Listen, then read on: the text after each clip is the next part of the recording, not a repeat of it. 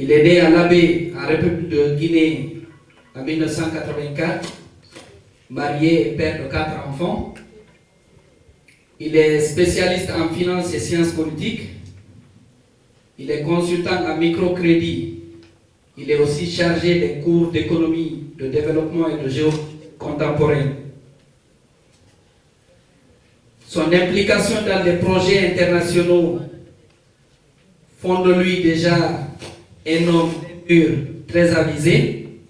Il a participé au Fonds de l'innovation pour la démocratie, à l'Agence internationale pour la transparence économique et financière. Il a souvent animé des conférences sur les problématiques de l'exploitation des ressources naturelles au service du développement intégré. Il est aussi souvent consulté en matière de gouvernance politique et sécuritaire dans la région du Sahel, en programme d'autonomisation professionnelle de la jeunesse africaine. Comme je l'ai dit tantôt, homme politique, il est le président du mouvement démocratique libéral modèle, un parti politique d'obédience socio-libérale qui ambitionne de contribuer au renforcement de la démocratie et au développement socio-économique de la Guinée. En 2015, M. Ba a été, comme je l'ai dit tantôt, homme politique. Il a été, beaucoup l'ont découvert d'ailleurs, avec le parti Bloc libéral. Il a été directeur de campagne de BL lors de l'élection présidentielle de 2015. Il a été, en 2017, lauréat du programme Leadership du système des Nations Unies. En 2018, il a été élu meilleur jeune leader politique de l'année par les Jim Awards en Guinée. En 2019, il a été lauréat du programme d'invitation des personnalités d'avenir, PIPA. Il a été en 2020 lauréat du programme IVLP du département d'État américain. En 2023, il a été lauréat du prix africain du mérite et de l'excellence au Forum économique africain PADEV, tenu à Kigali. En 2024, aujourd'hui, il va nous dédicacer son 2e livre, Parcours, publié aussi aux éditions Harmattan. Mesdames et messieurs les invités, nous sommes très honorés de vous avoir ici ce soir, comme je l'ai indiqué. La salle est pleine avec des grandes personnalités de la communauté. Au nom du vice-président Elhaj Ablaye Amissouma, au nom de la Fédération Modèle États-Unis, au nom des sages de la communauté, nous allons déclarer l'ouverture de cette séance officielle. Comme l'a indiqué le secrétaire fédéral, je crois qu'il y a parmi les personnalités qu'il a peut-être oublié de nous présenter. L'une des premières personnalités qui est parmi nous aujourd'hui ce soir, c'est notre ancien président Elhaj Mamadou Adama Diallo, l'ancien président de la GICA. Applaudissez pour lui s'il vous plaît. Nous avons le président de la Bascotte, M. Demba Sissé, qui a fait l'honneur de participer à cette dédicace. Applaudissez pour lui s'il vous plaît. Nous avons l'un des sages de cette communauté guinéenne, Elhaj Tafsir, qui est accompagné par Dr Baldé, que personne ne peut présenter dans la communauté ici. On va les applaudir. Merci d'être là, Elhaj. On est très honorés. Nous avons également le représentant de Staff Hadji Alimatou, je suis désolé, Elhaj Saïdou Poredaka qui est là parmi nous aussi. Merci d'être là, Elhaj. Je crois que les autres ont déjà été présentés. Nous allons continuer les présentations des invités. Le représentant de l'UPR de M. Baousman, M. Alassane Diop. Merci M. Diop d'être là.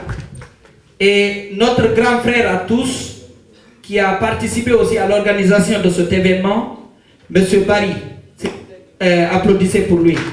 Merci M. Barry pour la présence. N'est-ce pas? Vous avez présenté, je crois que c'est UFDG Brooklyn a été présenté. Bronx plutôt. Monsieur Hadi, vous êtes là? Merci, M. Hadi. Applaudissez pour lui. On est très honorés. Un ami du président qui a fait le plaisir de faire le déplacement pour assister à cet événement, M. Khan, qui est très proche de lui aussi. Merci, M. Khan, d'être là. Merci à tous. Je vais passer le micro à M. le vice-président Elhadj Ablaye Missouma. Merci. Nous sommes venus ce soir pour célébrer la Guinée et sa diversité. Nous sommes venus ce soir pour célébrer la jeunesse engagée de la Guinée. La publication de 2 ouvrages en 2 ans, c'est une contribution intellectuelle qui mérite notre respect, notre admiration et beaucoup de fierté envers le président du modèle, mon ami, mon frère, M. Ali Ouba. Merci, bravo, Monsieur le Président. Son travail acharné l'a propulsé sur le devant de la scène publique. Cependant, pour ceux d'entre nous qui ont le privilège de le côtoyer au quotidien, il est très clair que beaucoup le méconnaissent encore. Les critiques en son encontre sont souvent des caricatures qui n'ont rien à voir avec la personnalité de l'homme. Avec près d'1,5 million d'abonnés sur ces différents réseaux, je m'excuse, avec près d'1,5 million d'abonnés sur ces réseaux sociaux, vous n'entendez aucun jeune moderniste se livrer à des dérives. Vous pouvez vous demander pourquoi cela. Parce que tout simplement, Modèle a la chance d'avoir à sa tête être dirigé par un leader pédagogue qui prend son temps d'éduquer et de sensibiliser les jeunes sur les dangers et les atouts des réseaux sociaux. Bien sûr, comme tous les partis politiques, nous avons des communicants, mais nous avons choisi de nous exprimer à travers des valeurs du respect et de la dignité. Je me souviens d'une réunion interne que je vais vous livrer ici. Et nous avons eu des jeunes modélistes qui sont venus se défendre et se plaindre à nous, et parce qu'ils voyaient des communications calomnieuses contre leurs leaders. Et surtout, ils se demandaient pourquoi on refusait de les laisser, on les interdit systématiquement de se défendre. Et nous avons notre coordinatrice à l'international, Mme Madiane Diallo, que je remercie, que je salue ici. Il m'a appelé et dit, OK, finalement, comme on était très acculés, je fais partie de ces gens qui interdisent aux jeunes d'intervenir, mais j'ai cédé en disant, OK, allez-y, intervenez, mais faites très vite, fermement, et n'y revenez plus. Alors Mandia m'a dit, mais Vipi, pourquoi ne pas introduire Aliou? Parce qu'il est le principal concerné. Moi, je lui ai dit, écoutez, si tu attends le Karamoko là, rien ne va se passer. Alors tous les jeunes se sont mis à rire. Et je me suis rendu compte que beaucoup parmi nous, les jeunes là avaient déjà des noms pour lui. Il y en a qui disent c'est un imam, il y a d'autres qui disent que c'est notre Karamoko Baudo.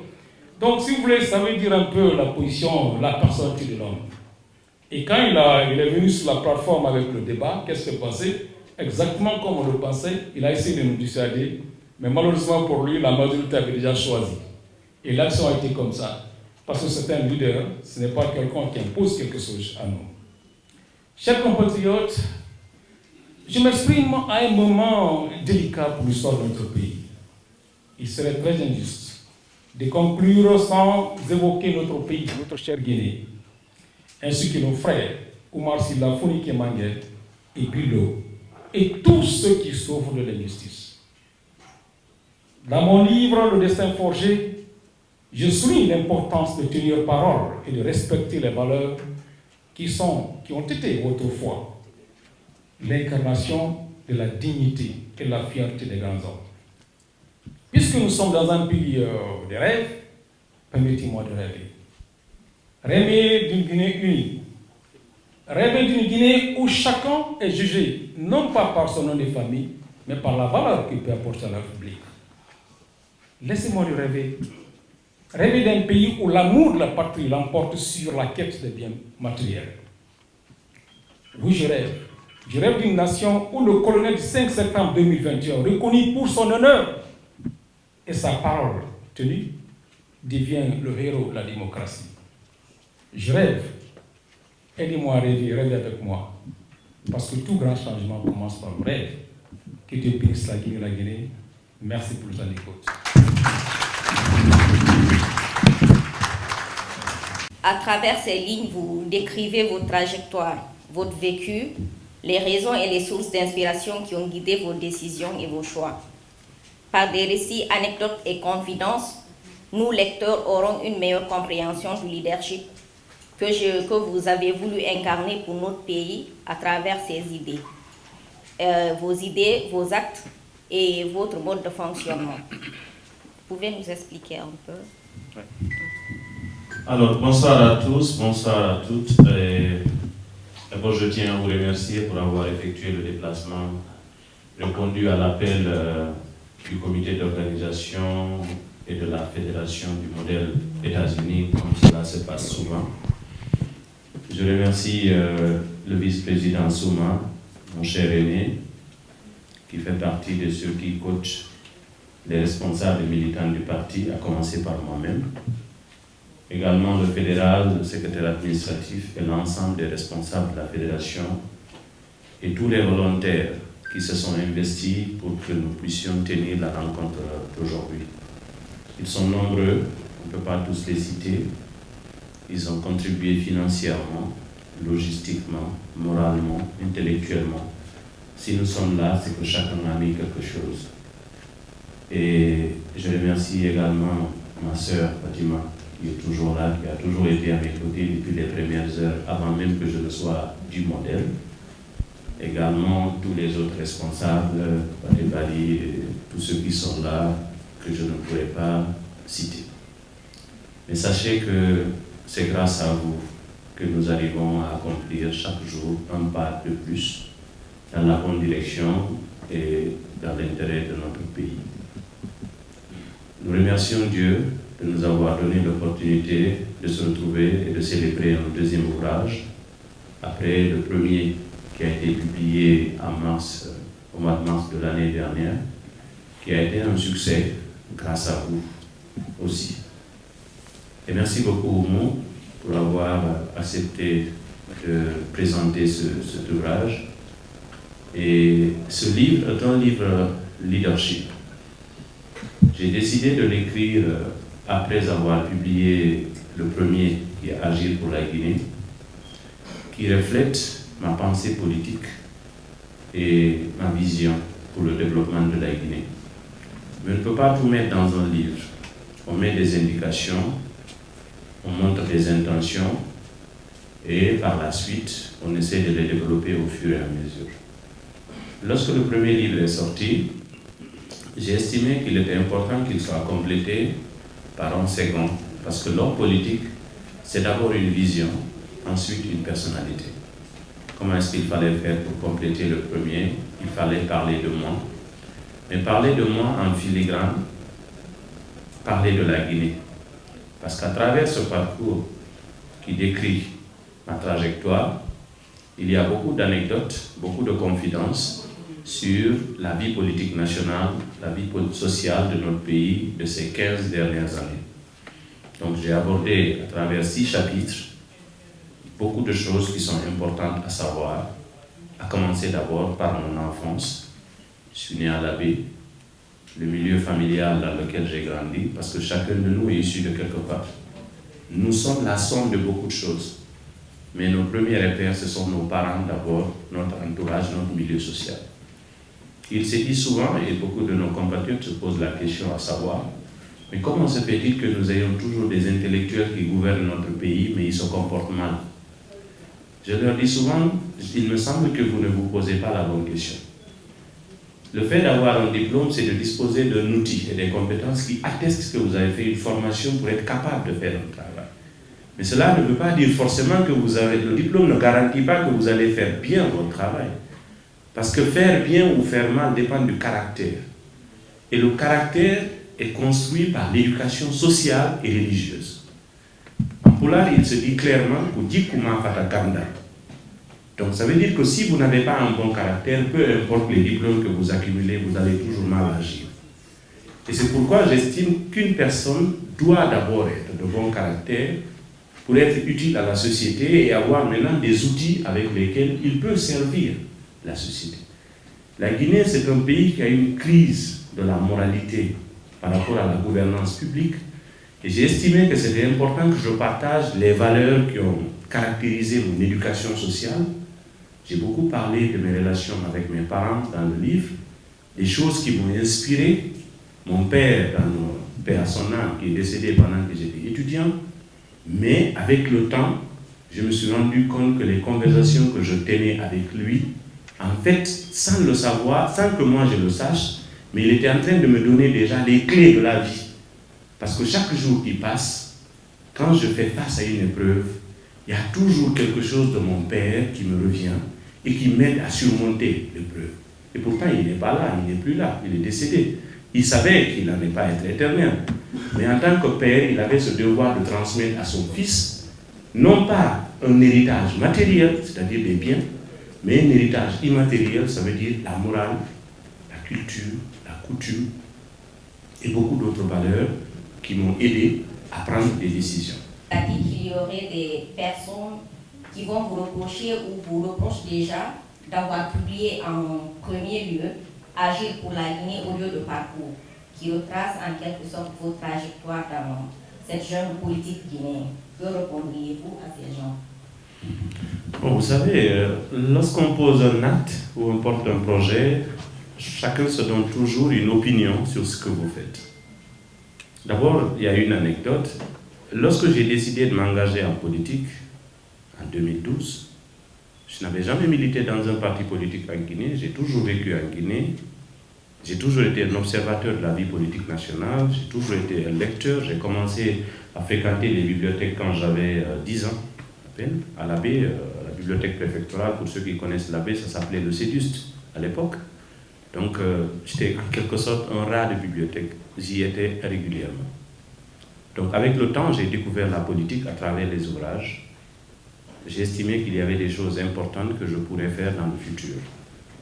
Alors, lorsque j'ai publié le premier livre qui parle de la Guinée, et après Parcours qui arrive qui parle de moi, certains auraient estimé qu'il fallait peut-être faire l'inverse. Je pouvais le faire. Mais je me dis dans mon combat, c'est d'abord la Guinée qui compte plus que moi.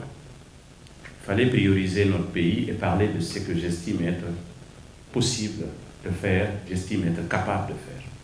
Donc prioriser la Guinée avant de prioriser ma personne. Donc Agir pour la Guinée est venu avant Parcours, parce que Parcours devait compléter. C'est moi qui dois compléter la Guinée, ce n'est pas la Guinée qui doit me compléter. Parce que je dois quelque chose à la Guinée. Je n'ai pas choisi de naître en Guinée comme chacun de vous, de vivre en Guinée. Mais il y a ce lien indéfectible que nous avons avec notre pays.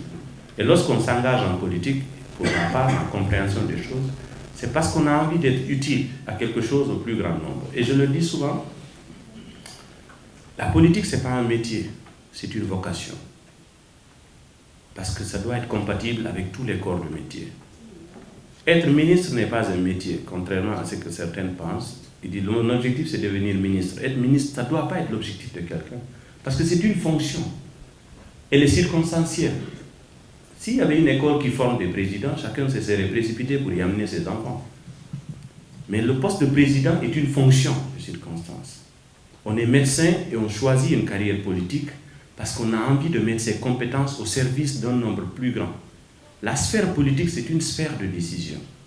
Mais pour savoir prendre une bonne décision, il faut d'abord être capable de comprendre les éléments de l'équation dont il s'agit.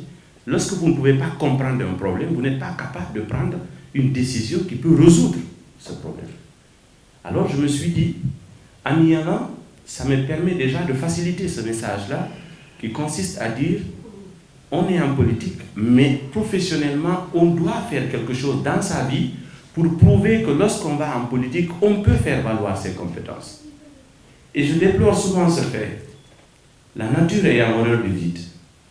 En Guinée, ceux qui sont capables de changer le pays ont laissé l'espace politique à ceux qui n'ont rien trouvé à faire dans la vie. Et malheureusement, la politique, le pouvoir, ça relève de l'engagement. Chez nous, les gens font le malin. Ceux qui ne trouvent rien à faire, par exemple, vous prenez une promotion, Les meilleurs de la promotion n'ont pas de problème à trouver du travail, généralement dans le privé. Les moins compétents trouvent un moyen de se débrouiller, soit dans l'informel ou dans l'administration. Ceux qui ont échoué deviennent des marabouts et des prédicateurs. Les premiers et les seconds viennent chez les prédicateurs pour consulter sur leur avenir. Donc finalement, vous voyez combien de fois, c'est lui qui n'a rien foutu, qui ne sait rien, c'est à lui que vous venez dire « Jette tes courriers pour moi, j'ai envie de savoir ce que demain sera fait. » Parce que vous ne vous faites pas confiance, vous n'avez pas de leadership. Ou bien vous devenez fonctionnaire dans l'administration, vous êtes compétent. Vous constatez que celui qui est votre supérieur hiérarchique n'a pas de niveau. Il ne peut pas vous faire bouger. Vous revenez un simple associé qui ne sait formuler que des recommandations. Je garantis que dans l'administration guinéenne, vous avez des compétences dans la plupart des ministères. Mais ceux qui sont ministres, c'est des postes politiques. Ils se battent en politique, ils deviennent ministres, et tout de suite le secrétaire général, le chef de cabinet et les cadres du ministère arrivent à lui faire des propositions pour lui formuler des recommandations. Mais lui, il ne calcule pas en fonction de la pertinence des idées que vous lui donnez. Il calcule par rapport à son positionnement politique d'aujourd'hui et ce qu'il pourrait devenir demain. Alors, au lieu de tout le temps se plaindre des autres, pourquoi ne pas prendre leur place et choisir et décider de ce qui peut nous permettre d'avancer? Je me répète encore ici, si vous ne faites pas de la politique, vous serez toujours gouverné par ceux qui sont moins valeureux que vous. C'est inévitable. Nous vivons ce fait. Et vous prenez tous les corps professionnels, même dans l'armée, je l'ai dit. Si c'était les meilleurs militaires du pays qui faisaient les coups d'État, on aurait fini avec les coups d'État. Mais très souvent, c'est ceux qui s'organisent en staff, en clan, qui s'arrangent à avoir du matériel, qui sont les plus cruels, c'est ceux-là qui viennent aux affaires. Et vous constatez, c'est l'histoire du pays qui est en train de se répéter. En 1984, ceux qui exécutaient les ordres du régime ont pris le pouvoir, ils ne voulaient pas rendre justice parce qu'en le faisant, ils allaient eux-mêmes se révéler. En 2008, ceux qui exécutaient les ordres du régime ont pris le pouvoir et se sont comportés de la même manière.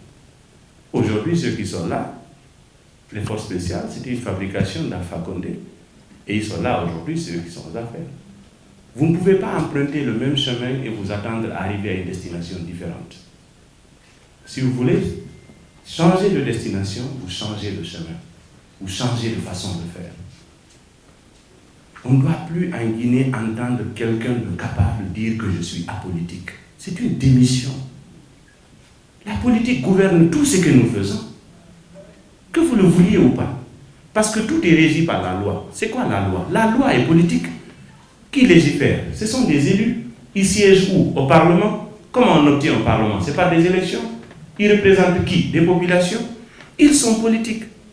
On ne peut pas échapper à la politique. On va continuer dans notre pays à se dire « Ah oui, moi j'ai des compétences, moi j'ai un bon diplôme, non j'ai envie de sauver mon magasin, non je ne veux pas que mon cousin perde son poste, je ne veux pas me mêler de la politique. » Je pense qu'il faut remédier à cela.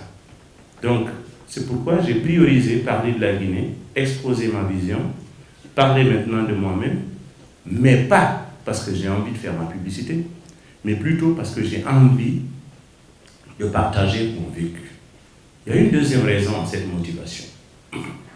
D'après ce que j'ai appris de l'histoire politique de notre pays, je ne sais pas si je suis le seul, mais je suis convaincu que beaucoup d'entre vous aussi l'ont vécu. Si vous revoyez très très bien les manuels scolaires en Guinée, en ce qui concerne l'histoire politique, vous vous rendez compte qu'on nous a caché beaucoup de choses. Et par endroits, il y a même des mensonges. Ce pays a héroïsé des personnes qui ne méritaient pas d'être des héros. Ce pays a traumatisé des personnes, a effacé des personnes de son histoire parce que simplement des individus ont voulu que ces personnes ne figurent pas dans l'histoire qui est enseignée. On ne peut pas continuer de faire du mal à des innocents, accumuler autant de péchés et devenir un pays qui va se retrouver. Vous êtes aux États-Unis, ce pays célèbre ses héros. Ceux qui ont combattu, même ceux qui ont été victimes de l'injustice de l'État ont été rétablis dans leurs droits, même si c'est à titre posthume. Il faut toujours éviter l'injustice, le péché et la malédiction. La Guinée le vit au quotidien et nous continuons de le faire. Alors moi je me suis dit, je ne peux pas être acteur témoin, participant à des passages importants de la vie politique nationale et laisser quelqu'un d'autre raconter mon histoire demain. Même si quelqu'un va le faire, mais il trouvera que moi j'ai déjà retracé les faits. Parce qu'il y a un sérieux problème de mémoire. Jusqu'à présent, on n'a pas une histoire politique autour de laquelle on se met d'accord. Chacun de nous la raconte à sa façon. Même l'indépendance, la plupart des Guinéens ne retiennent qu'une date, 2 octobre 1958. Dès que tu leur dis, ils peuvent citer 5 noms. Alors que l'indépendance dans toutes les colonies à l'époque, c'est un processus qui a commencé au lendemain de la Deuxième Guerre mondiale. En 1945, la France s'est engagée avec le discours de 1944 à Brazzaville par le général de Gaulle de donner la possibilité aux colonies de se faire représenter au Palais Bourbon en France. Le premier élu guinéen est Yassine Diallo. Il a fait son mandat jusqu'en 1954 avant de mourir et se faire remplacer par élection par Barry Diawara. Sékou Touré est entré en politique avec ses amis, les Seyfoulaye. Beaucoup de choses se sont passées entre 1945 et 1958. Pourquoi on ne parle pas de cette période dans nos manuels scolaires? Interrogez les jeunes, interrogez ceux qui ont étudié l'histoire en Guinée. On n'en parle nulle part. On a envie de mettre l'obscurité dans la tête des gens. Qui a intérêt à ce que la vérité ne soit pas connue? Et c'est pourquoi n'importe quel affabulateur aujourd'hui sort et se fait historien et peut vous raconter des bobards pour vous dire voici tel était bien, tel n'était pas ceci, tel n'était pas cela. Nous vivons les mêmes faits aujourd'hui. Et je l'ai dit dans mon premier livre, si on ne fait pas attention, dans 20 ans, il y aura des gens qui vont nous faire croire que les crimes d'aujourd'hui n'ont jamais été commis. Ou bien que les différents présidents qui ont été combattus parce qu'ils étaient dans le mauvais chemin, sur le mauvais chemin, c'est parce que simplement certains ne les aimaient pas. Ou on vous fait croire que ce sont des complots des pays de la sous-région qui ont empêché la Guinée de se développer. Il faut qu'on fasse attention, le problème est très profond. Le problème est très profond. Si nous ne prenons pas conscience de cela, nous-mêmes nous corrigeons ça pendant que nous sommes là, en particulier notre génération. Quel héritage allons-nous laisser à nos enfants? Nos enfants vont se perdre, ils ne vont même pas s'intéresser à la Guinée, à plus forte raison de comprendre de quoi il s'agit. Et vous ne pouvez pas me dire qu'un problème mal compris peut être résolu. C'est comme si vous fermez les yeux, vous cherchez la porte, vous n'allez jamais sortir. Voilà. Mesdames et messieurs, comme je l'ai indiqué, on va commencer cette dédicace. Le programme, le déroulé, comme l'a indiqué le secrétaire administratif, se fera comme suit. On va commencer avec le discours du vice-président, M. Elhadj Amin Souma, qui va nous parler un peu du président. Après ça, on va faire la présentation du livre par mademoiselle Oumou, qui est juste assise à côté du président ici. Elle va nous faire le plaisir d'introduire le livre parcours. Ensuite, il y aura une série de questions-réponses entre le public et le président du modèle, M. Aliba. On va faire une interaction de 30 minutes ou 1 heure.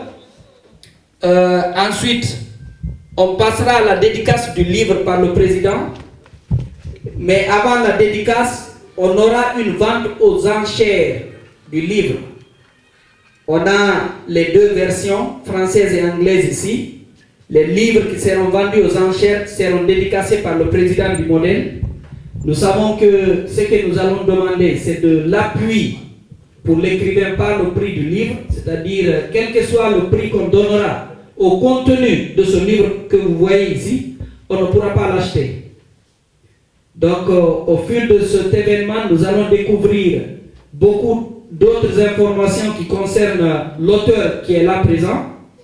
Dans cette partie, vous avez parlé de la pertinence de prioriser le financement pour la construction des mosquées dans des villages lointains et vides d'habitants, que de destiner ne serait-ce qu'une partie de cet argent pour financer des initiatives à valeur ajoutée qui pourraient être moins efficaces pour la lutte contre le chômage, l'analphabétisme ou encore l'immigration massive et irrégulière de la jeunesse.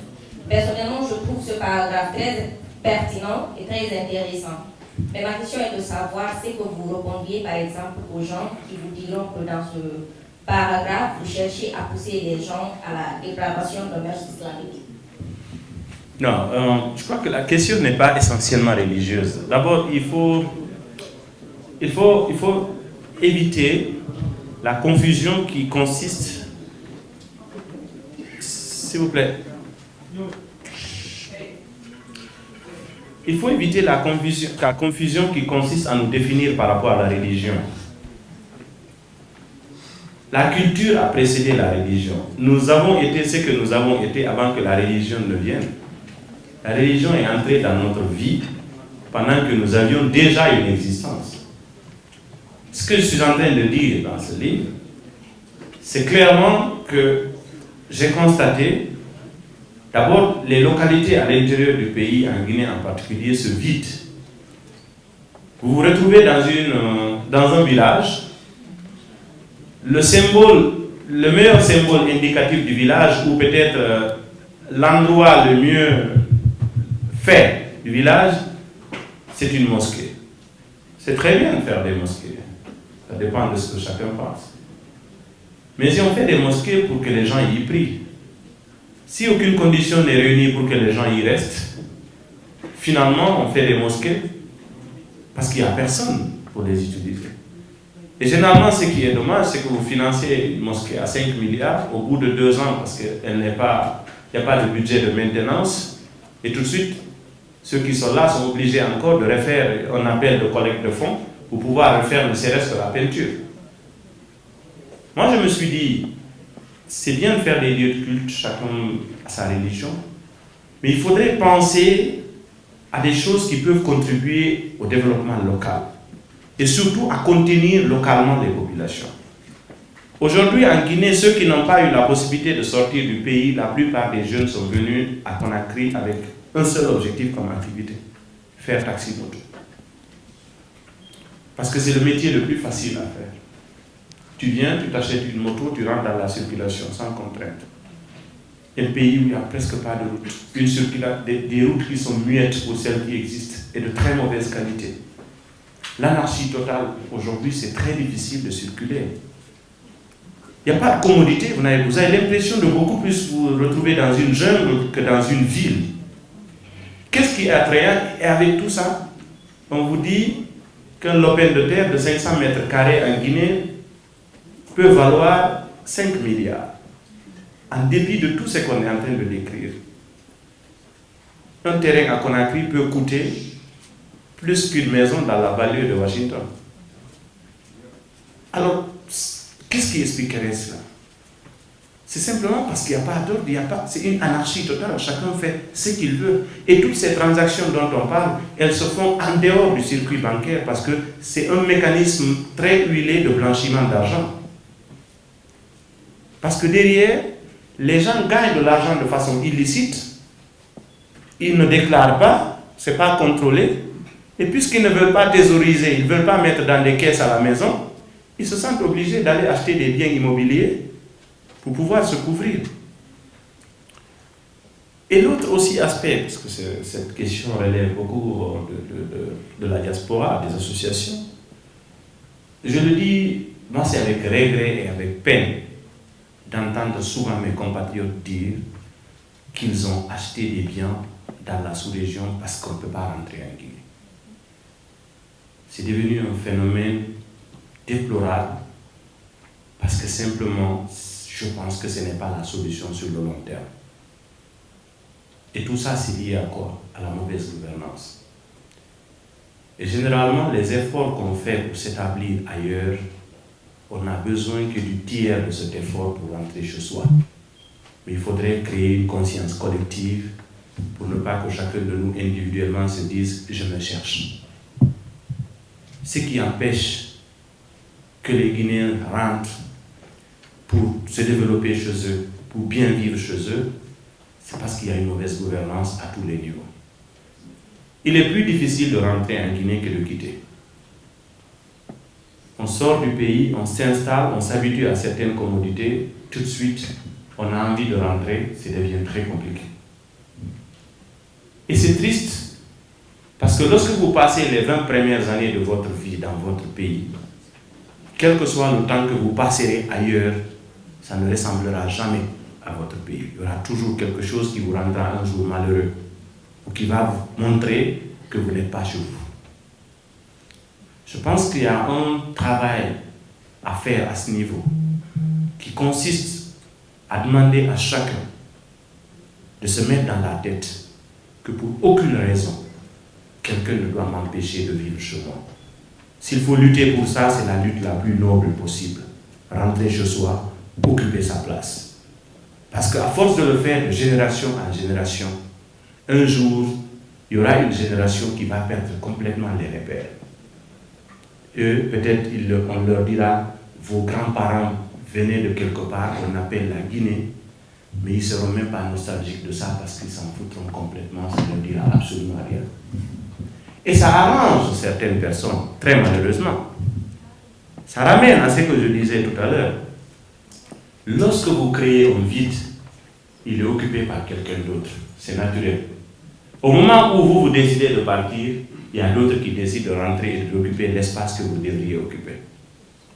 Le Guinéen sort, il peut gagner $1 million, il se demande est-ce qu'il va un jour rentrer chez lui. Alors que les voisins, lorsqu'ils sortent, ils cherchent à la limite un diplôme, 2 ans d'expérience et peut-être $10 000. Et même s'ils n'ont pas $1, ils rentrent chez eux avec un diplôme et de l'expérience, ils montent un projet. Il y a tout de suite une institution de microcrédit qui les accompagne. Les Sénégalais, les Béninois, les Ivoiriens, ils n'ont pas ce problème. Mais lorsqu'on sort, on se dit, le retour est hypothétique, on est parti pour s'éterniser. Finalement, le pays va perdre sa crème. Tous les bons Guinéens, ils vont sortir ou abandonner. Ceux qui restent, beaucoup d'entre eux, dès que tu entends parler, ils disent « Moi, je ne vais pas me mêler de la politique parce que je vais perdre mon travail. » Mais tu travailles, mais tu es malheureux. Pourquoi? Parce que si tu veux avoir des bonnes vacances, il faut que tu prennes un billet d'avion pour toi et tes enfants pour aller chez les autres. Si tu veux te soigner, si vous prenez Air Sénégal ou Tunis Air, 60% ou 80% des passagers sont des patients qui sont allés chercher des médicaments ou des soins après 66 ans. Et dans ça, il y a quelques individus qui vous disent, qui vont vous forcer, que vous êtes fiers de ce que la Guinée a fait. Non, on n'a rien fait de sérieux. Pas être fier de la médiocrité. Donc, cet aspect du livre, je ne suis pas en train de développer le contenu parce que ce serait intéressant que vous lisiez, vous compreniez tranquillement.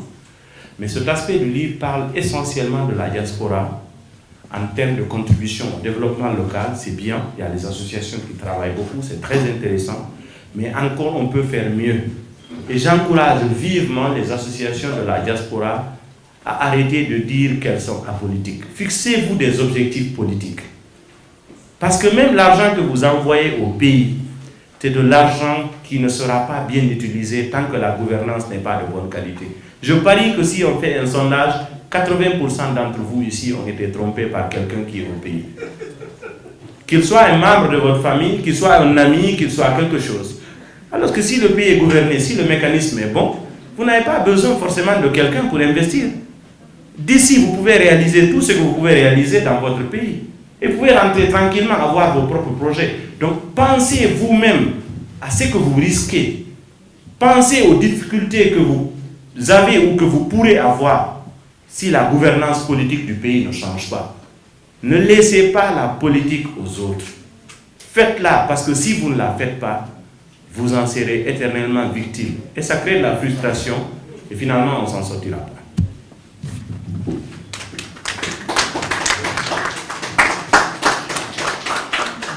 Nous allons passer à l'avant-dernière question.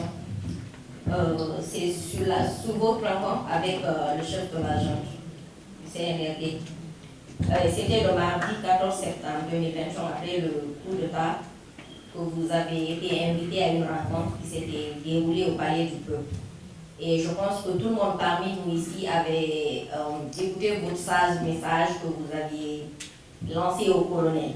Si aujourd'hui vous voyez que votre message est en train d'être utilisé dans le sens contraire, est-ce que vous pouvez l'expliquer? Je ne suis pas surpris. Ce que j'ai dit le 14 septembre 2021, je crois que ça reste dans les annales de l'histoire, parce que c'était quelque chose de prémonitoire. J'aurais souhaité ne pas avoir raison avec le temps. Et je n'ai pas fait de prédication. J'ai juste donné des conseils. Ce jour, je me rappelle, c'était dans un contexte quand même d'enthousiasme et de tension. Le coup d'État a opéré le 5.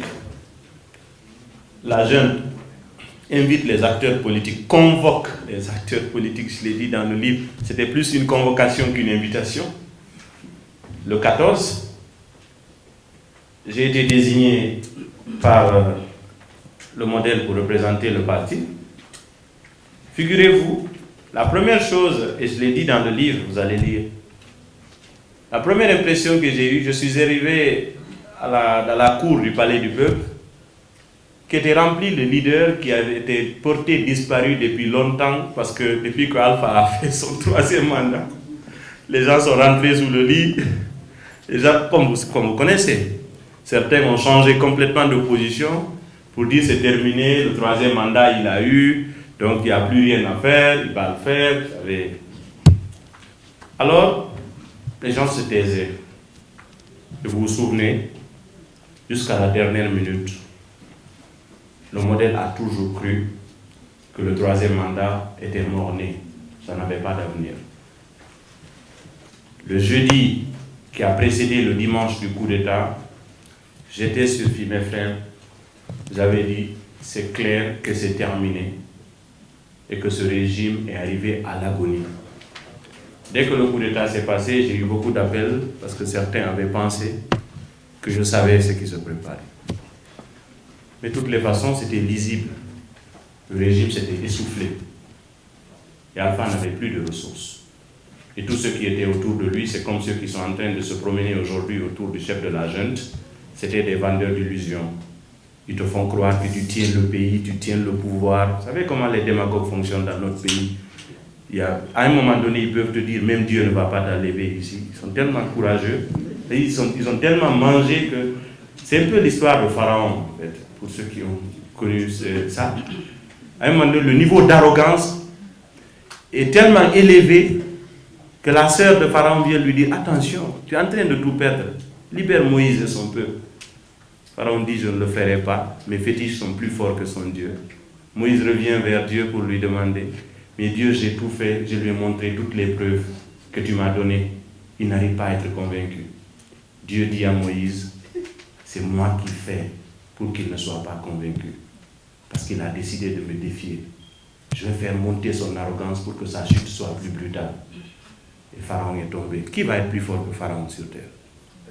Mais on a des petits pharaons chez nous, hein. Ils se croient assez puissants pour pouvoir défier le temps, défier même Dieu. Alors j'ai dit au colonel, il était colonel à l'époque, permettez-moi. La classe politique était là, ils ont distribué la parole, les gens ont pris le micro, chacun a dit ce qu'il voulait. Moi, je n'étais pas demandeur. Dans le livre, j'ai décrit dans quelles conditions on m'a appelé. J'ai simplement entendu quelqu'un, parce que j'ai compris qu'ils étaient venus avec des listes. Eux, ils savaient quelles sont les personnes qui voulaient écouter. Quelqu'un a appelé mon nom.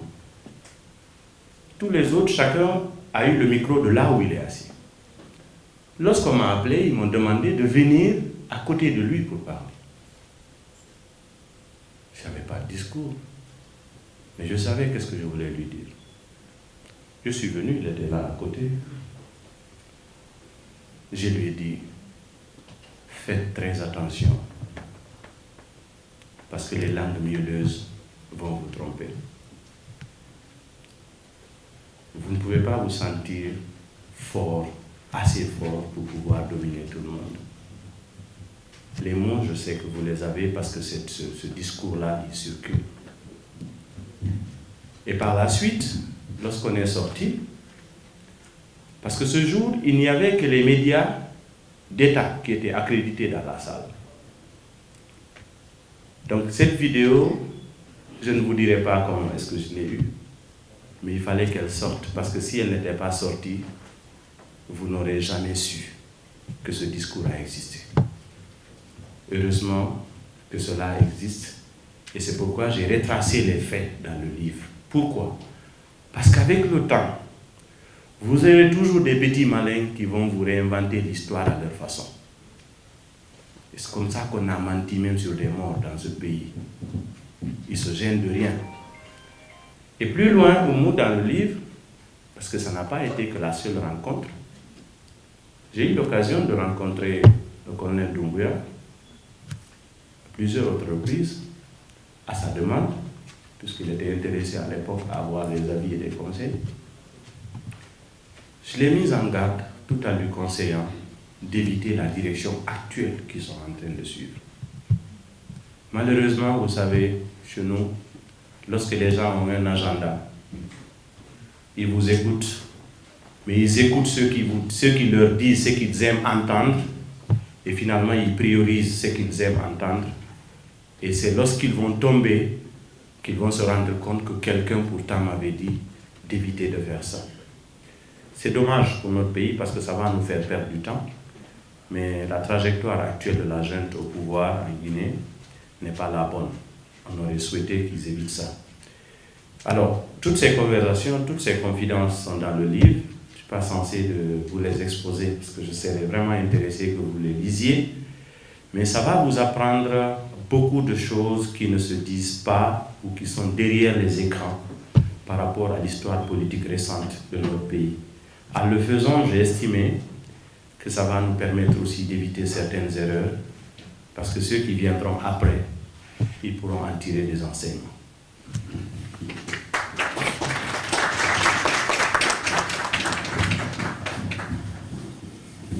C'est d'abord qu'ils soient guinéens, parce que l'objectif c'est de gouverner la Guinée et pas le monde, c'est d'aider à trouver des solutions en Guinée et pour les Guinéens. Mais la Guinée ne se limite pas qu'à ceux qui vivent sur les 245 857 km². La Guinée, c'est aussi sa diaspora. Cette diaspora qui contribue au développement du pays de façon considérable. C'est toujours l'occasion pour moi de vous féliciter. Et si je demande encore plus, c'est parce que je suis convaincu que le potentiel est encore plus grand par rapport à ce dont le pays a besoin. Ce sont des distinctions qui sont arrivées à l'issue d'un certain nombre de travaux, des projets menés. Je n'ai pas été demandeur. Naturellement, une distinction, ça vous trouve dans votre travail. Et naturellement, ce sont des choses que j'ai mises à profit pour faire profiter d'autres personnes dans notre pays. Et ça continue en termes de capital expérience, en termes de réseautage. Je crois que chaque jour, chacun de nous fait un peu plus pour que les Guinéens puissent bénéficier de ce que nous faisons au quotidien. Pour de porter un projet qui correspond aux besoins des Guinéens, mais également parce que nous sommes convaincus de notre capacité à résoudre les problèmes de notre pays. Ceci étant, ce qui nous a fondamentalement manqué jusque-là, il faut vraiment l'admettre, c'est un État en tant que tel. En Guinée, certes, on dit que nous avons un État. Mais voyez ce qui se passe. Ceux qui disent qu'ils agissent au nom de l'État, ou ils parlent au nom de l'État, vous avez plus l'impression, et ça correspond à la réalité, qu'ils défendent beaucoup plus leurs intérêts que les intérêts des populations qu'ils sont censés servir. Et même lorsqu'une route est faite, les populations la célèbrent comme si c'était un cadeau de quelqu'un. Alors que l'État, c'est une propriété de tous les Guinéens. Lorsque vous venez à un service public, et je l'ai dit aussi dans mon premier livre, lorsqu'on vous traite bien, et ça c'est très rare, dans un service public en Guinée, vous avez l'impression qu'on vous a fait des faveurs. Remarquez, ceux qui sont en Guinée et qui n'ont pas l'habitude de sortir, quand ils quittent le pays, ils vont dans un pays où ils se rendent à un service et qu'ils sont bien traités, ils ont l'impression qu'on leur a accordé une faveur. Ils ont même parfois l'impression, ils ont le doute. Est-ce que ce monsieur-là n'est pas en train de m'arnaquer? Parce que tu as trouvé quelqu'un qui t'a bien reçu. Je suis à votre service. Mais il ne te fait pas ça parce qu'il a un œil particulier pour toi. Il le fait parce que tu le payes pour ça.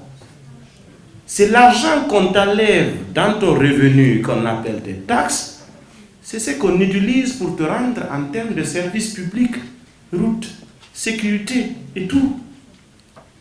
Mais on a fabriqué une perception dans la tête des gens comme quoi l'État, c'est comme si c'est une propriété privée. Parce que même en Guinée, quand vous critiquez une action publique, quelqu'un vous réagit comme si vous avez insulté son père, comme si c'est devenu une propriété familiale. Il y a un sérieux travail à faire au niveau de ces mentalités. Et au modèle, puisqu'il s'agit de savoir comment est-ce que nous comptons résoudre ces différents problèmes, nous posons d'abord le problème tel qu'il est. Recréer un État, malheureusement on a des personnes aujourd'hui qui ont galvaudé le terme refondation, donc je ne vais pas l'utiliser, sinon je risque de biaiser votre compréhension. Parce qu'il y a beaucoup de prétentions à Guinée, on pense qu'avec les slogans on va changer le pays. Les slogans ne sont que des mots creux, ça ne change rien du tout. Si les discours allaient développer ce pays, je crois que le premier président faisait 4 heures de discours dans les radios, même paraît-il, les transistors se remuaient tellement que sa voix crachait dans le micro. Ça nous a mené nulle part. Alors nous pensons qu'il faut poser le problème par le bon bout, faire en sorte qu'il y ait un service public de qualité, parce que ça c'est le récipient qui contient tout le reste. Et de nos jours, on ne peut pas penser développer un pays en encourageant les gens à devenir des fonctionnaires de l'administration. Il faudrait créer la possibilité à travers le système éducatif réformé que les gens puissent avoir confiance en leurs idées et qu'ils puissent être accompagnés dans la création de leurs propres initiatives. Parce que lorsque vous venez prendre un poste existant, le plus souvent vous venez faire la continuité de ce qui était déjà là. Mais lorsque vous faites confiance en une idée et que vous créez une initiative qui est financée, vous créez ce qu'on appelle de la valeur ajoutée. Il y a quelque chose de plus qui vient se rajouter dans le panier global. Et on ne peut pas parler aussi de développement sans le financement des infrastructures. Regardez l'état de notre pays. S'il faut se déplacer dans une capitale comme Conakry, avec 36 km de long et une vingtaine de kilomètres de large, et que vous êtes obligé de faire 5 heures de temps, 4 heures de temps parfois, entre deux communes, vous ne pouvez pas parler de développement dans ce contexte-là. Il faudrait de la fluidité, il faudrait de la mobilité, et il faudrait que les gens interagissent. La sécurité, la justice sont des éléments essentiels qui sont les socles de tout projet de développement. Donc nous pensons à mettre l'accent sur les aspects structurels, contrairement à ceux qui pensent qu'il faut organiser un forum des investisseurs à Dubaï, un forum des investisseurs à Washington. Ça ne développe pas un pays. Il n'y a aucun pays qui s'est développé avec les forums. L'argent ne manque pas dans le monde. La première chose à faire, c'est comment canaliser l'argent localement d'abord. Si vous avez une économie à 80% informelle, travaillez à formaliser les secteurs d'activité pour au moins qu'on sache ce que chacun fait et qu'on puisse appliquer un système de taxation quand même souple pour que ce qui se fait, qu'on puisse prélever localement. Si déjà on arrive à optimiser les recettes fiscales au niveau local en ayant un répertoire d'activités qui soit vraiment exhaustif, on fera ensuite apport à ce qui viendrait de l'étranger. Ça ne sert à rien de laisser des milliards de dollars potentiellement en Guinée et venir les commander à Washington ou à Pékin. Aujourd'hui, beaucoup se satisfont le fait que la Guinée puisse avoir, on dit avec la Chine, on a de l'argent qui vient rapidement. Mais je vous garantis, ce n'est pas que la Guinée. Moi, ça fait partie de mon travail d'étudier l'architecture des dettes. Beaucoup de pays africains risquent dans le futur d'être des propriétés de la Chine. C'est-à-dire c'est tout le pays qui devient propriété. Parce que la dette, tellement elle va vous étrangler que vous ne pouvez pas élaborer votre budget sans qu'on ne vous fasse assister. Parce que vous devez aux gens. Si vous devez à tout le monde, comment vous allez avoir l'autonomie de votre dépense? C'est comme si le père de famille s'est tellement endetté qu'à un moment donné, c'est les voisins qui viendront lui dire, bon, si tu as 1000 francs, il faut donner 100 francs à ta femme, le reste là, il faut nous rembourser d'abord. Ça risque d'arriver. Mais on ne perçoit pas cela parce qu'on nous cache la vérité. On ne perçoit pas cela parce que nous-mêmes, on n'est pas intéressés à savoir qu'est-ce qui se passe. Alors, notre vision du développement est très claire et nous pensons qu'avec les Guinéens réunis, tous ensemble, on peut y arriver. On a 3 questions. Allô? Vous m'entendez? Alors, merci beaucoup. Rappelez-moi votre nom. Sakou. Sakou Bougui. Ok. Sakou Bougui. Merci pour la question. À l'école, alors, certainement, je dirais, pas qui me fatiguait, mais que je n'aimais pas beaucoup, c'était la biologie. Ouais. J'avais pas beaucoup de passion pour la biologie. Je trouvais que les mots étaient parfois difficiles à retenir. Donc, je ne faisais pas d'efforts aussi. Parce qu'à l'époque, pendant les examens, le système des coefficients faisait que les matières étaient complémentaires. J'avais de bonnes performances en mathématiques, en physique, chimie, français, je dirais les matières principales.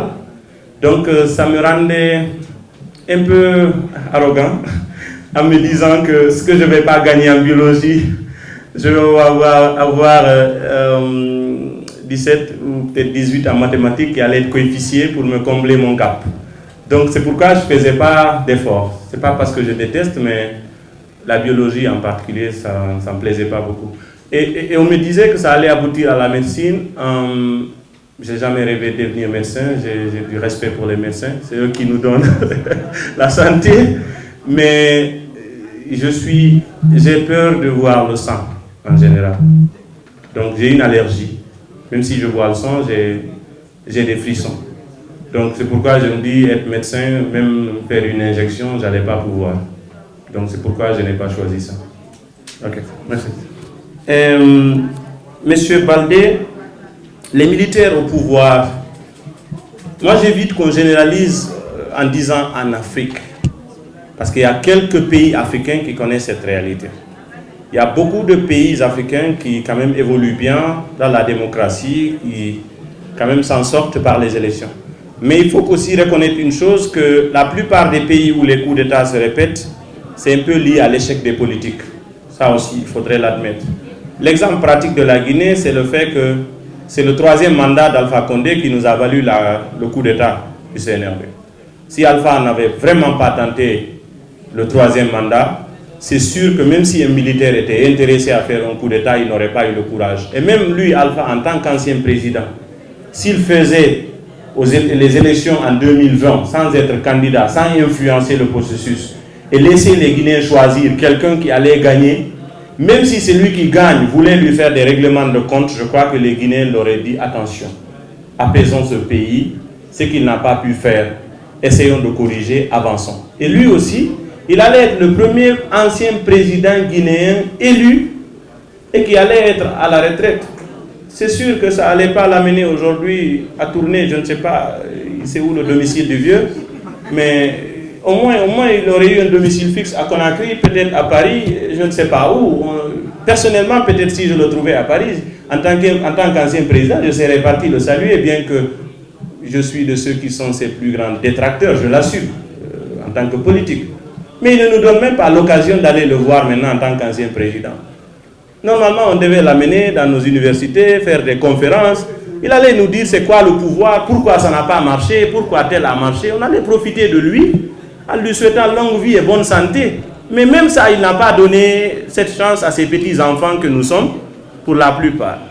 Donc, le fait de vouloir s'accrocher pour les civils, ça a donné l'opportunité à certains militaires d'être tentés. Donc, il faut corriger cela, parce que l'Afrique de l'Ouest, en particulier, souffre de ce problème. Sinon, en Afrique de l'Ouest, je l'ai dit dans mon livre aussi, mon premier, dans les années 2000, l'Afrique de l'Ouest a connu le plus grand nombre d'alternances politiques par les urnes. Si vous prenez de 2000 jusqu'en 2014 ou 2015, tous les pays de l'Afrique de l'Ouest, sauf le Togo, a connu une alternance politique par les urnes. Le Sénégal, la Guinée, la Sierra Leone, le Libéria, tous ces pays.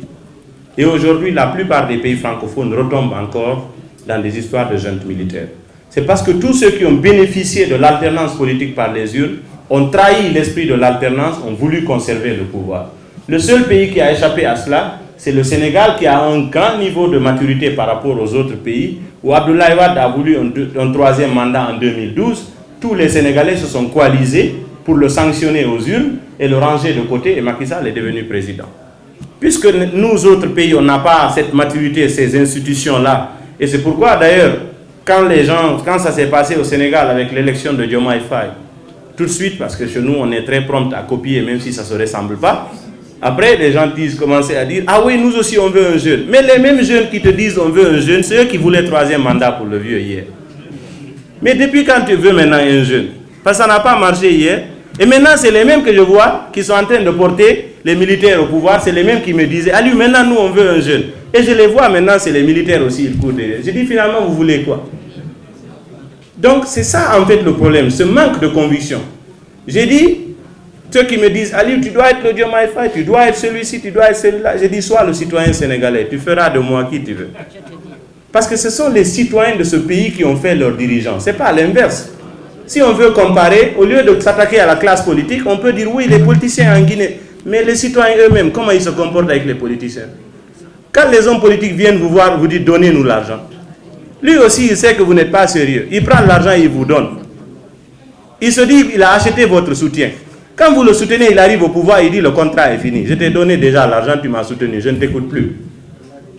Imaginez, si les hommes politiques venaient, vous allez leur dire, donne-nous des garanties que tu vas faire une route ici. Donne-nous des garanties que tu feras un hôpital. Donne-nous des garanties que l'école, là, ça va changer. Vous pensez que ça n'allait pas changer?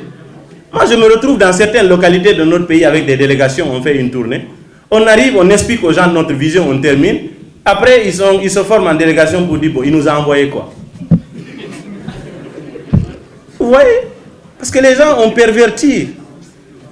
En fait, c'est un jeu d'hypocrisie, en fait, mutuelle. Il faut se le dire. Les politiciens pensent tromper les populations pensent profiter des politiciens. Et finalement, c'est la Guinée qui ne s'en sort pas. Parce que les gens se disent, bon, si je viens avec de l'argent, ça va marcher. Regardez aujourd'hui les propagandes qui se passent. Chaque fonctionnaire nommé, il commence à faire association de son village. Il va dire, vous avez vu, le président m'a nommé. Si vous me déshonorez, c'est tout le village qui va perdre. Le monsieur là n'a jamais payé même les frais de scolarité d'un enfant du village. Jamais. C'est maintenant qu'il se rappelle qu'il a des jeunes dans son village.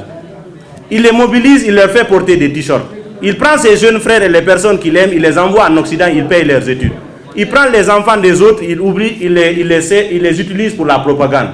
Il prend des images, il envoie à celui qui a nommé. Tu as vu chez moi là, maintenant tu es le numéro 1.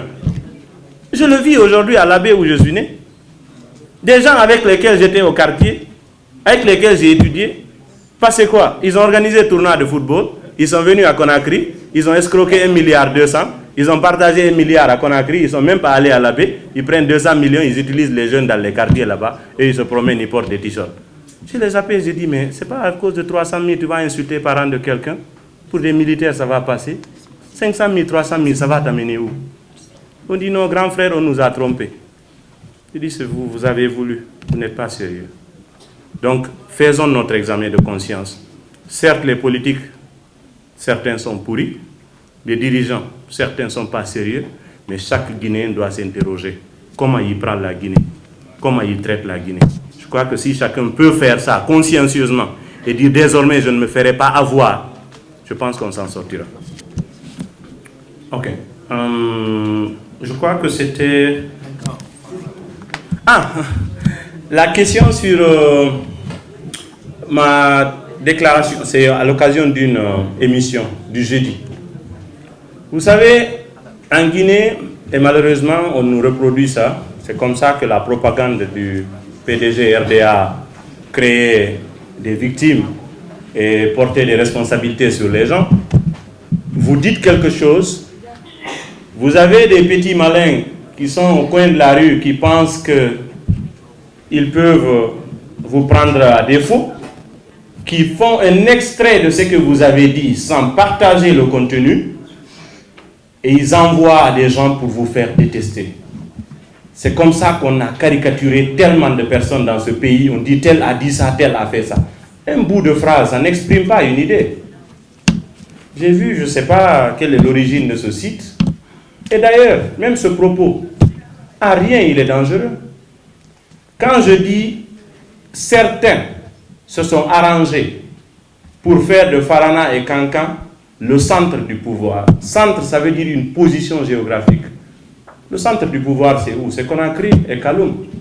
Si maintenant vous voulez que ceux qui veulent des postes aillent jusqu'à Farana et Kankan, ça se fait comment? Vous avez déplacé le centre du pouvoir. Si quelqu'un doit être nommé directeur national, on lui dit va voir la mère de tel, va voir le frère de tel, il est à Kankan, il est à Farana. Ça, c'est pas un État. L'État, ce n'est pas une famille. En Guinée, tu dénonces des choses comme ça. Quelqu'un peut applaudir un tueur par balle, mais il trouve que c'est toi qui dénonces les choses, que c'est toi qui as des problèmes. Non. Moi, c'est des choses qui ne me distraient pas. Parce que simplement, et je l'ai dit sur une de mes publications, lorsqu'une personne malhonnête vous dit que vous l'avez déçu, c'est que vous êtes sur la bonne voie.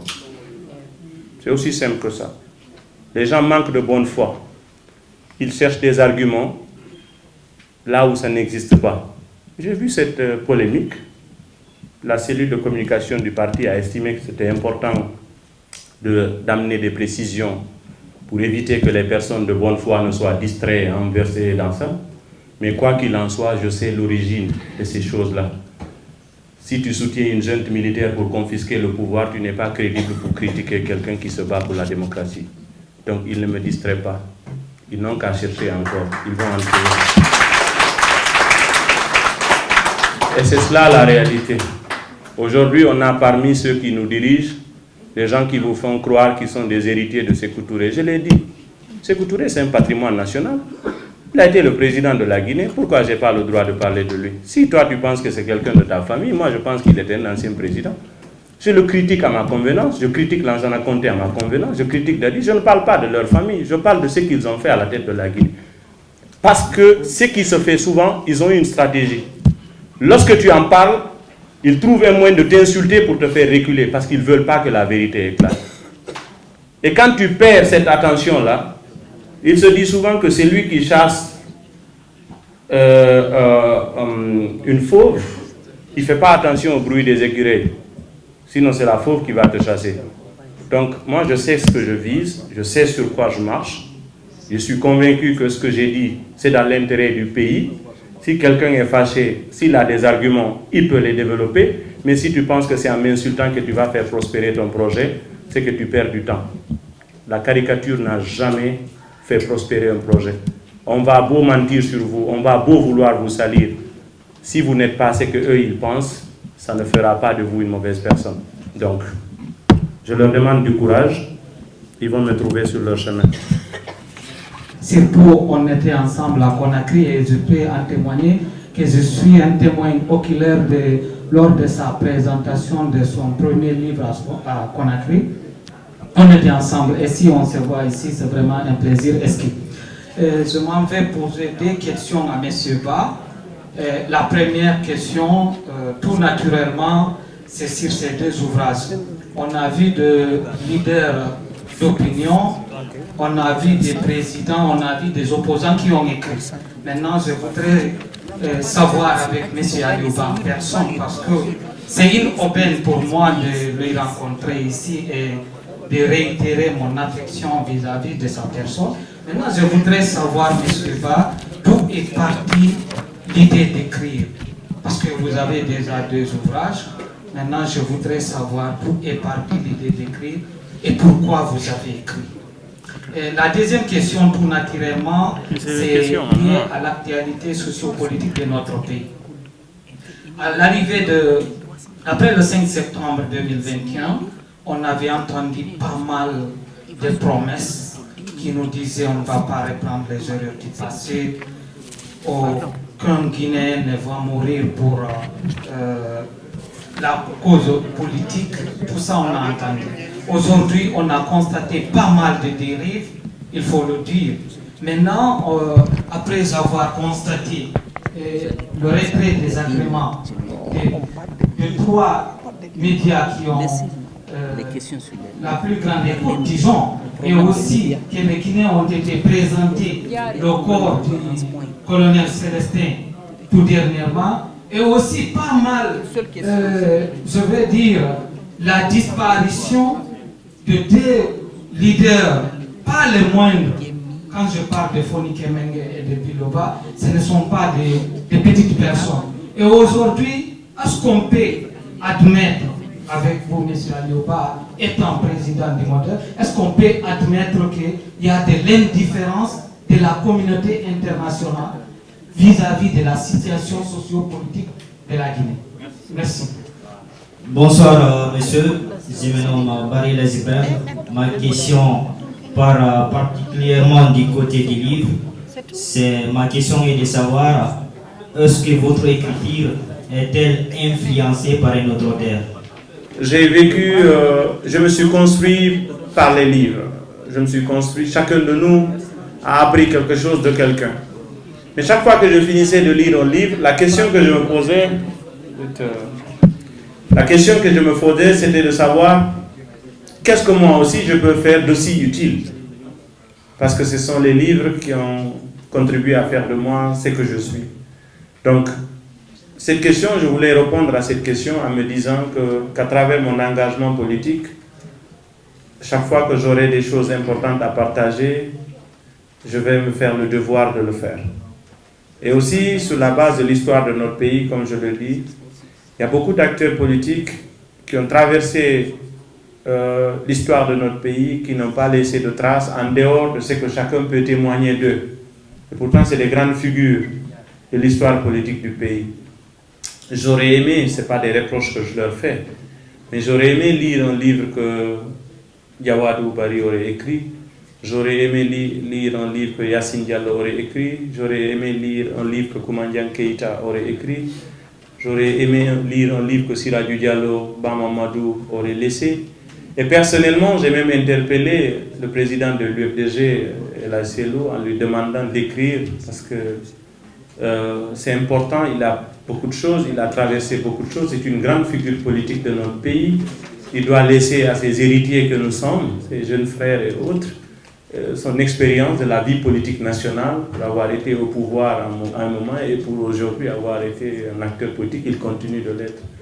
J'aurais aimé, j'ai vu Alpha Condé, ce qu'il a écrit, j'ai vu par la suite aussi, j'ai vu Bamamadou, plutôt Jean-Marie Doré, quand j'étais président du club culturel de mon université, quand j'étais étudiant, nous avions invité Jean-Marie Doré à nous animer une conférence lorsqu'il a écrit sur la résistance coloniale en Guinée forestière. Donc, j'ai été entouré, j'ai vécu dans ce milieu-là, et moi aussi, je me dis, comme mes aînés, j'aimerais bien contribuer à combler ce vide. Et je crois qu'écrire, c'est une façon de s'immortaliser. Nous sommes tous des mortels, que Dieu nous donne longue vie et bonne santé, mais un jour on disparaîtra. Mais je pense que cette œuvre, elle disparaîtra jamais. Peut-être ne serait-ce que pour mes enfants, on va leur parler de leur père, ça c'est sûr. Mais après, il y a des conneries qu'on ne va pas leur raconter sur leur père, parce que leur père a pris le soin lui-même de poser sur papier avant de disparaître pour mes petits-enfants. Donc, comme on le dit, on peut vivre dans les tarika, on ne maintenant avoir des oralités, il y a des ben achanabe. Et nani katarika me wanofuta, tcherno samba mombeya, et gandi dube achube piji. Il faut vulgariser ça. Il faut vulgariser ça pour que ça reste. Donc, c'est ce qui m'a motivé à écrire, c'est ce qui me motive à écrire. Et je pense que c'est utile. Merci, c'est gentil. Indifférence, communauté internationale, le vice-président a répondu. Armée américaine, armée française. J'ai écouté. La Guinée a toujours collaboré avec la plupart des pays par rapport à la coopération militaire, pour ajouter à ce que le vice-président a dit. Vous savez, en Guinée, on a des commandos chinois, vous le saviez, non? Vous qui avez posé la question. Il y a des commandos chinois. Ils ont été formés par la Chine. Il y a les Rangers, ils ont été formés par les Américains. Il y a Bata, il y a d'autres unités qui ont été formées par les Français, etc., etc. Donc il faut mettre ça dans le cadre de la coopération internationale. Ces histoires de base militaire, de coopération et tout, des arguments, moi je ne suis pas trop partisan. Ça ne freine pas notre développement. Que l'ambassade de France soit construite avec des cartons et l'ambassade des États-Unis avec des immeubles, ça n'a aucun impact sur notre développement. Parce que c'est nous qui construisons notre pays. Les ambassades abritent des services administratifs, c'est tout. Les Américains aiment ce qui est grand, peut-être les Chinois aiment ce qui est petit. C'est une histoire de goût.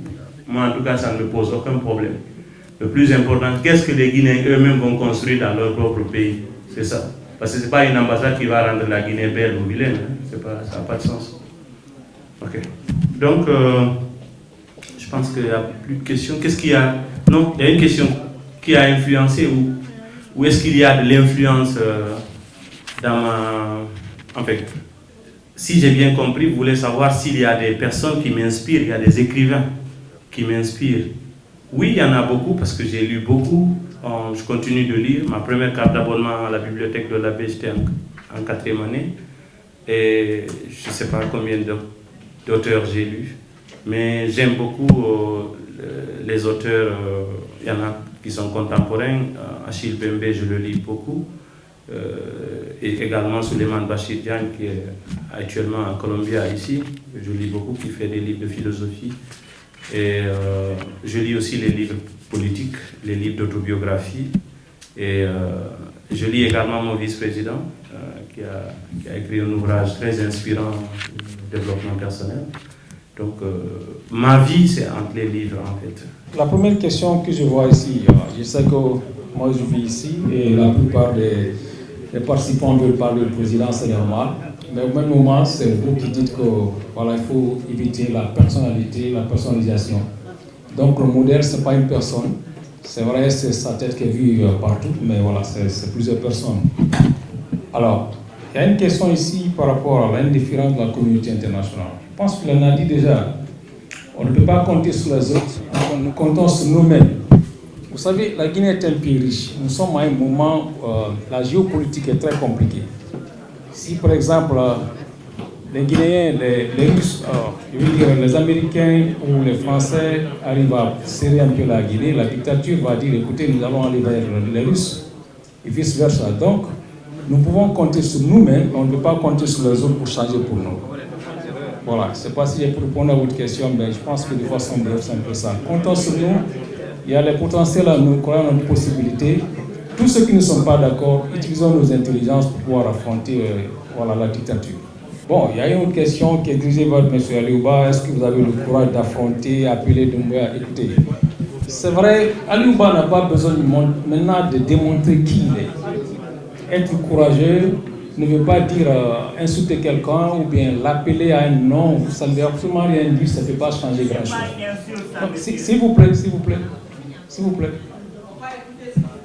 Je dis, il faut appeler quelqu'un à un nom. Spécifier un nom ne veut pas dire, ce n'est pas une arme de lutte. La lutte se fait avec beaucoup d'intelligence, avec la coalition et beaucoup d'autres choses qu'on ne peut pas discuter. Mais c'est pas, Aliouba n'a pas besoin maintenant de vous démontrer s'il est courageux ou pas. De toutes les façons, chacun peut juger après 15 ans sur la scène politique, chacun peut juger un peu qui il est. J'ai constaté, comme peut-être tout le monde en Guinée, lorsque le leader n'est plus là, le parti n'existe plus. Du PDG au PUP, au RPG qui en vient. Alors, ne pensez-vous pas que c'est mieux de cultiver une culture, c'est-à-dire, au lieu de suivre une personne, il faut suivre des idéologies. Donc, quel est le travail que le modèle fait pour ne pas que les militants suivent M. Aliouba, mais qu'ils plutôt suivent les idéaux du parti en général? Merci bien.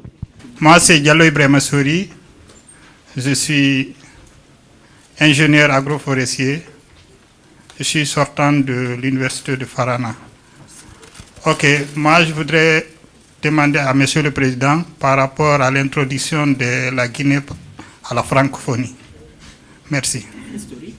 Alors la première question, merci beaucoup Monsieur le Président et pour votre présence. Le projet prioritaire, et comme vous l'avez dit, je crois que je l'ai mentionné également, tout est prioritaire, tout est à faire. Et j'ai répondu partiellement à la question dans la présentation en disant que ce qui a manqué à la Guinée et ce qui mérite d'être d'abord fait, c'est comment créer un État dans le sens d'un service public. Parce qu'on a beau vouloir dire que le privé va développer une économie, mais c'est quand il y a un système de régulation qui fait que ce que le privé fait, ça va bénéficier à tout le monde.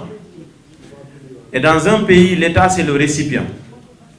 Et c'est le récipient qui contient tout le reste.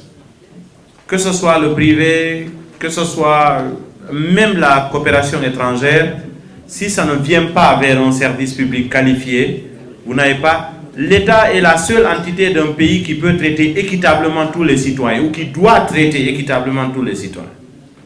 Tout ce qui est initiative privée ou personnelle, ça concerne que des particuliers. Ça dépend des objectifs visés. Et donc, en Guinée, malheureusement, cet État a été personnalisé et politisé à outrance. Vous voyez par exemple en Guinée, à l'intérieur du pays, la seule façon de sentir l'administration, c'est quand les préfets et les gouverneurs peuvent menacer les populations, ou extirper quelque chose, ou en tout cas agir dans le sens négatif. Alors notre première ambition, c'est de mettre d'abord un dispositif institutionnel qui permet à chaque Guinéen de se dire « ça c'est fait pour moi, ça me parle ».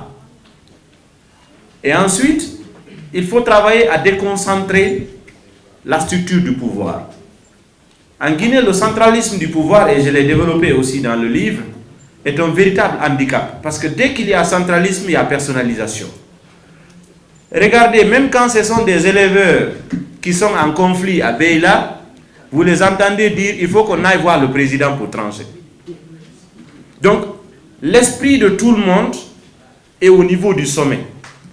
Alors lorsqu'il y a une schématisation qui déconcentre le pouvoir, un citoyen est plus intéressé à connaître son maire et son conseil communal qu'un président de la République qui est très éloigné de lui.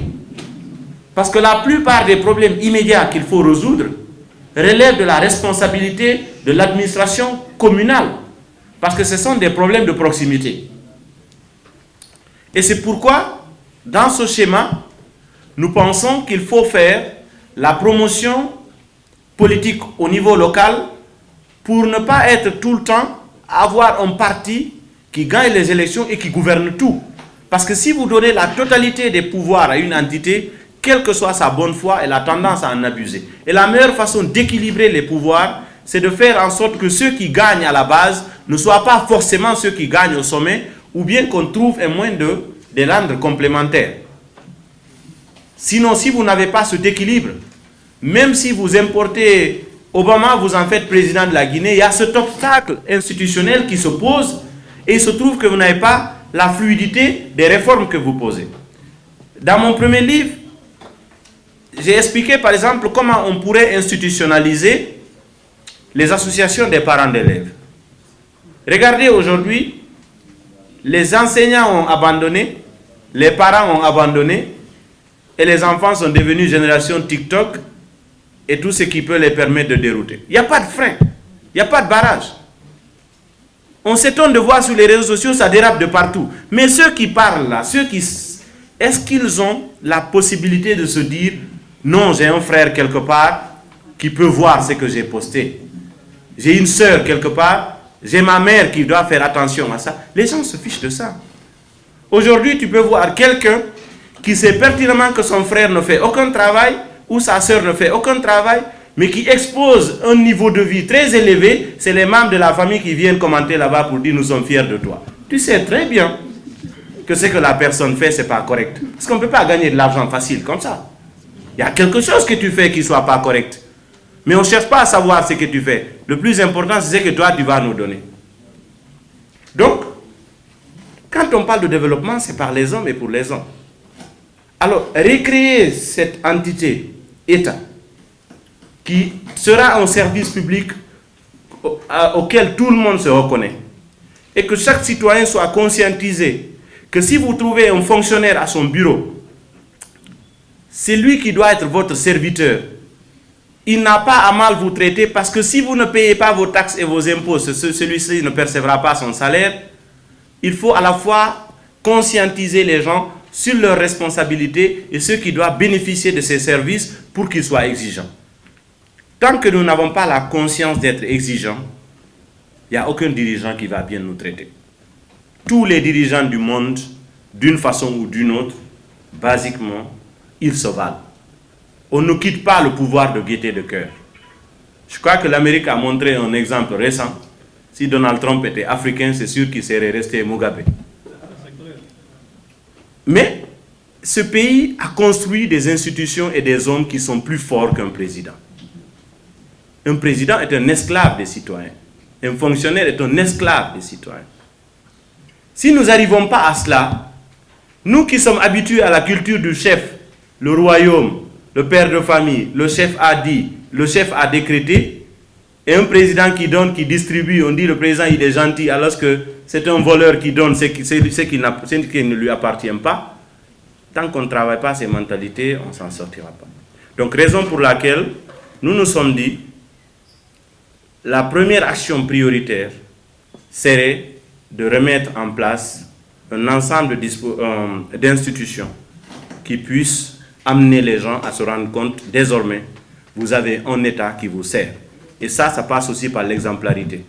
Si vous-même, vous n'êtes pas exemplaire, on a beau élaborer des constitutions dans notre pays, on en fait des lois. Ce ne sont pas les lois qui se pratiquent elles-mêmes. Ce sont les hommes qui mettent en pratique les lois.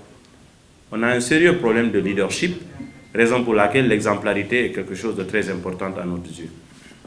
Vice-président, par rapport à la deuxième question sur le modèle et son fonctionnement et surtout éviter le piège de la personnalisation du parti. Je crois que la question c'est autour de ça. Merci beaucoup. Heureusement, c'est une personne qui connaît très bien, qui m'a pratiqué. Et moi, je suis le vice-président chargé de formation. Je ne pense pas que vous entendez ça dans les partis politiques. Modèle est le seul, si je ne m'abuse, qui a un parti qui a un vice-président spécialement chargé de la formation. Donc, nous formons nos jeunes au leadership. M. Ali Ouba, c'est une voix. Je viens de vous parler de quelque chose, les discussions qui se passent à l'interne. Ali Ouba, c'est une voix. S'il n'arrive pas à nous convaincre, eh bien, il doit accepter ce que la majorité veut. D'abord, c'est libérer la parole à l'interne, faire de sorte que les gens soient capables d'intervenir, qu'ils se sentent que vraiment ce n'est pas un monstre qui est là, qui crache tout le monde. Donc, c'est cette discipline que nous avons. Et vous avez vu ce qui s'est passé au Canada. Moi, par exemple, j'étais le vice-président chargé de formation. D'abord, le secrétaire général, on dit Amérique du Nord. Alors, j'ai dit aux gars, écoutez, le Canada est un grand pays. D'abord, c'est les intellectuels qui sont là-bas. Mais pourquoi ne pas diviser ça en deux? Il y en a qui m'ont dit, écoutez, il ne faut pas faire ça, toi-même tu vas diminuer ton pouvoir. J'ai dit non, moi mon pouvoir je serai grand quand les deux sont grands. Ça n'a pas de sens. J'ai fait plusieurs voyages au Canada et finalement, j'ai réussi à convaincre le bureau exécutif pour accepter que je divise la fédération en deux. Ça a été fait et vous avez vu ce qui s'est passé au Canada. Aujourd'hui, c'est la meilleure fédération que nous avons au niveau international. Donc, ce que nous faisons, nous suivons l'idéologie du parti et très souvent, vous n'entendez pas certains parler. Ali Ouba voyage beaucoup, mais il y a toujours l'Assemblée générale qui marche comme il faut. Vous voyez? Donc, cela veut dire qu'il y a une base qui est là. Mais la discipline du parti fait que ce n'est pas n'importe qui parle au nom de tout le monde. Parce que la communication, c'est quelque chose qui est très belle. Elle peut te construire, mais aussi te détruire. Et comme nous avons la chance d'avoir quelqu'un qui communique bien, on ne change pas souvent l'équipe qui gagne. Alors on lui donne le micro, parfois il ne veut pas du tout le faire, mais en l'imposant à le faire. Mais s'il ne peut pas, ben moi je fais partie des personnes qui aiment parler aussi. Vous voyez, donc il y a beaucoup d'autres modèles. Quand vous entendez parler de modèles, c'est l'ensemble de jeunes intellectuels qui peuvent se défendre, qui peuvent défendre le parti. Ali Ouba, quand il a un projet comme ce projet-là, c'est un projet personnel, mais on ne peut pas dissocier de la personne à la politique. Dès qu'on dit Ali Ouba, chacun de nous se reconnaît à un nom. Tout nom est associé à quelque chose. Quand on dit Dadis, au lieu de voir son visage, vous voyez déjà un caractère qui est associé à cela. Ali Ouba, voilà, c'est la même chose sur la politique, mais rassurez-vous qu'à l'interne, nous ne sommes pas des gens qui disent oui, oui. Il y a beaucoup de personnes qui peuvent dire non, et je fais partie de ces personnes. La question que je m'avais posée, c'est par rapport à nos camarades en détention, que je refuse de dire en disparition. Ils sont détenus par la junte au pouvoir. C'est bien sûr le cas de Fonike Mengue et de Bilo Diaspora. Président, est-ce que vous avez des informations concernant nos camarades? Si vous en avez, est-ce que vous pouvez nous les donner? Par rapport à l'interpellation de général Baïlo, je n'ai pas d'informations précises sur la situation actuelle de nos camarades de lutte, en l'occurrence Fonike Mengue et Bilo. Vous savez déjà qu'est-ce que le modèle a fait et continue de faire depuis le début, ça n'a pas besoin de publicité. Personnellement, ce sont deux jeunes qui ont toujours été proches de moi, avec lesquels j'ai partagé plusieurs années de lutte. Et ça nous touche. C'est vrai, c'est très difficile chaque seconde qu'on se remet à la place de leur famille, de leurs proches du pays. Ils ne méritent pas ça, mais Ça fait partie aussi de l'histoire de notre pays, des choses que nous dénonçons au quotidien. Généralement, les meilleurs fils de ce pays se sont retrouvés dans ces circonstances-là. Et la chose importante à faire aujourd'hui, c'est de ne pas les oublier et de continuer de revendiquer leur libération et que justice soit rendue à leur famille et à eux-mêmes. Certes, c'est inquiétant, mais ce n'est pas désespérant, dans la mesure où des efforts sont en train d'être fournis pour mettre la pression. Je crois qu'il y a déjà beaucoup de choses qui ont été faites en termes pour donner de la visibilité, parce que les médias sont éteints en Guinée, en tout cas les médias les plus audibles, qui ont plus d'audience sont éteints. Ceux qui l'ont fait pensaient que ça allait pas faire assez d'écho.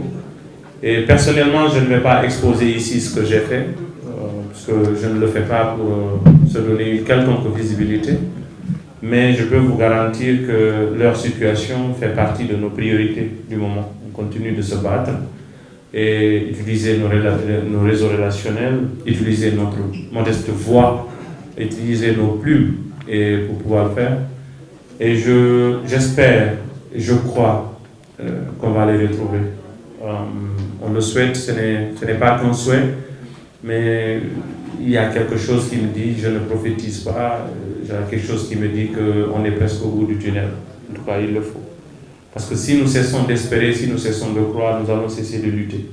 Donc, je remercie tous ceux qui travaillent dessus, tous ceux qui contribuent à donner de la visibilité à cela et tous ceux qui font des choses, que ce soit dans la discrétion ou de façon exposée. Ils ont besoin de nous et nous sommes là et nous serons toujours là pour eux.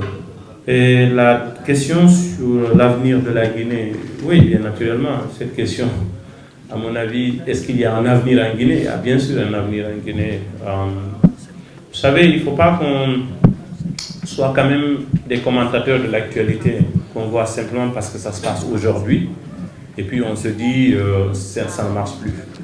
On est tous aujourd'hui sur le territoire américain, mais ce pays a une histoire, et une histoire très douloureuse. Il ne faut pas croire que tout ce qui a été fait là, vous le savez, ceci n'a pas été fait d'un jour à un autre. Après plus de deux siècles de démocratie, jusqu'à présent, il y a encore de la persistance. On peut croire qu'en Guinée, le discours est violent, la politique elle est violente, mais même dans ce pays, si vous entendez les hommes politiques, vous posez des questions, à savoir un tel niveau de démocratie avec des hommes politiques aussi véreux. On a parlé tout de suite de Donald Trump qui voulait s'accrocher au pouvoir. À un moment donné, certains peuvent vous faire croire, ce n'est qu'en Afrique que c'est possible. Il y a des gens qui le tentent tous les jours ici. Donc la Guinée ne fait pas exception à cela. C'est difficile, mais 66 ans, c'est beaucoup dans la vie d'une personne, mais c'est insignifiant dans la vie d'une nation. Un pays se construit des siècles et des siècles. Moi, ce qui nous revient à faire, c'est de faire notre part du boulot, laisser un héritage dont nous sommes fiers pour que nos enfants puissent poursuivre. Parce que la lutte ne s'arrêtera jamais. Il ne faut pas voir la Guinée sous l'angle du verre à moitié vide, parce que vous avez l'impression que rien n'est fait. Il faut voir la Guinée sous l'angle du verre à moitié plein. Je vous donne un exemple très pratique que j'ai même cité dans mon livre. Le premier président, Feu Ahmed Sékou Touré, a gouverné le pays d'une main de fer pendant 26 ans. Il est mort au pouvoir. Le deuxième président, Feu Lansana Conté, l'a fait pendant 24 ans. Donc de 26, on est passé à 24. La transition du CMRN qui a commencé en 84 s'est terminée en 2008 suite à la mort du général Lansana Conté. Un militaire est venu, il a voulu faire une transition éternelle, il a été freiné. Des élections ont été faites. Un civil est venu, il a voulu faire un pouvoir civil éternel, il a été freiné.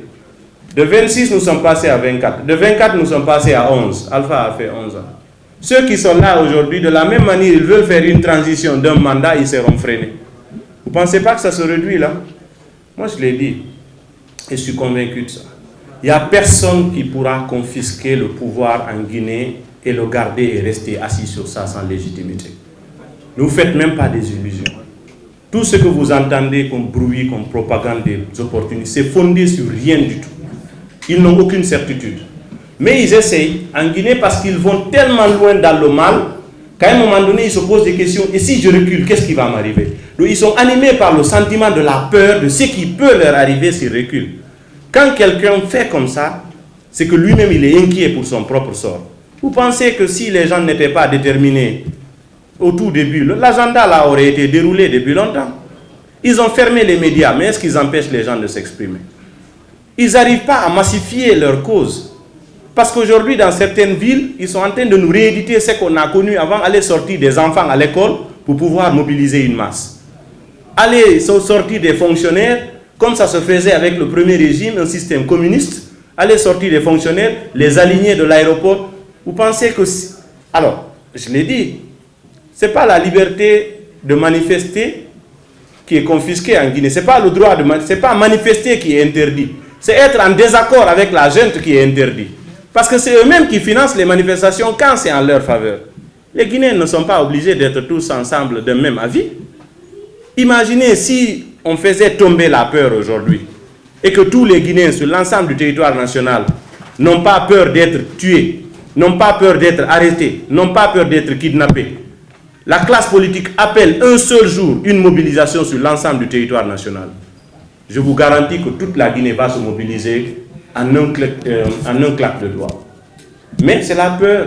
Vous entendez le gouverneur, le préfet de Kankan. Vous avez entendu avant lui Sori Sano, le préfet de Zérékoré, qui disait que si Alpha Condé me demande d'égorger quelqu'un, je vais le faire. Il est où? Maintenant, il ne peut pas égorger parce qu'il n'est plus préfet. Celui qui était à Kankan, il était là-bas, c'est lui qui dit, voilà, l'effigie de quelqu'un qui est plus importante que l'âme d'une personne. Tu dis, il a brûlé. Il y a des gens qui ont même le Congrès, ils l'ont vandalisé ici. Mais les policiers n'ont pas tiré délibérément ceux qui l'ont fait. Il y a eu des policiers qui sont morts, il y a eu des civils qui sont morts, mais on connaît les conditions. L'humain est plus important que n'importe quoi dans un pays. Mais si on dit la photo d'un président est plus importante que l'âme d'une personne et quelqu'un vient en public pour dire ça on va le faire et je vous donne encore, je vous mets en garde, c'est lui qui va le faire, il va terminer comme l'autre.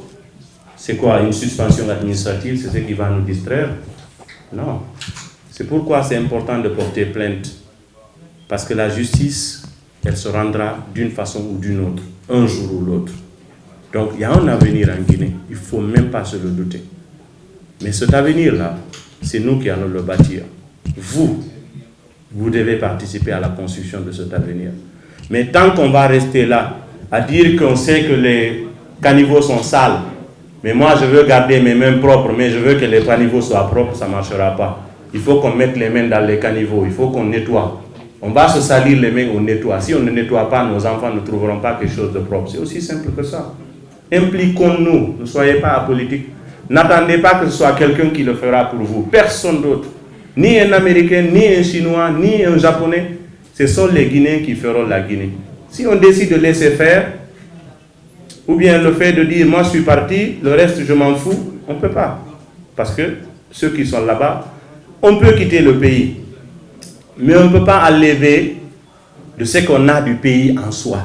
Et personne ne peut faire amener toute sa famille. Il y a toujours des gens qui comptent pour vous, qui vont rester.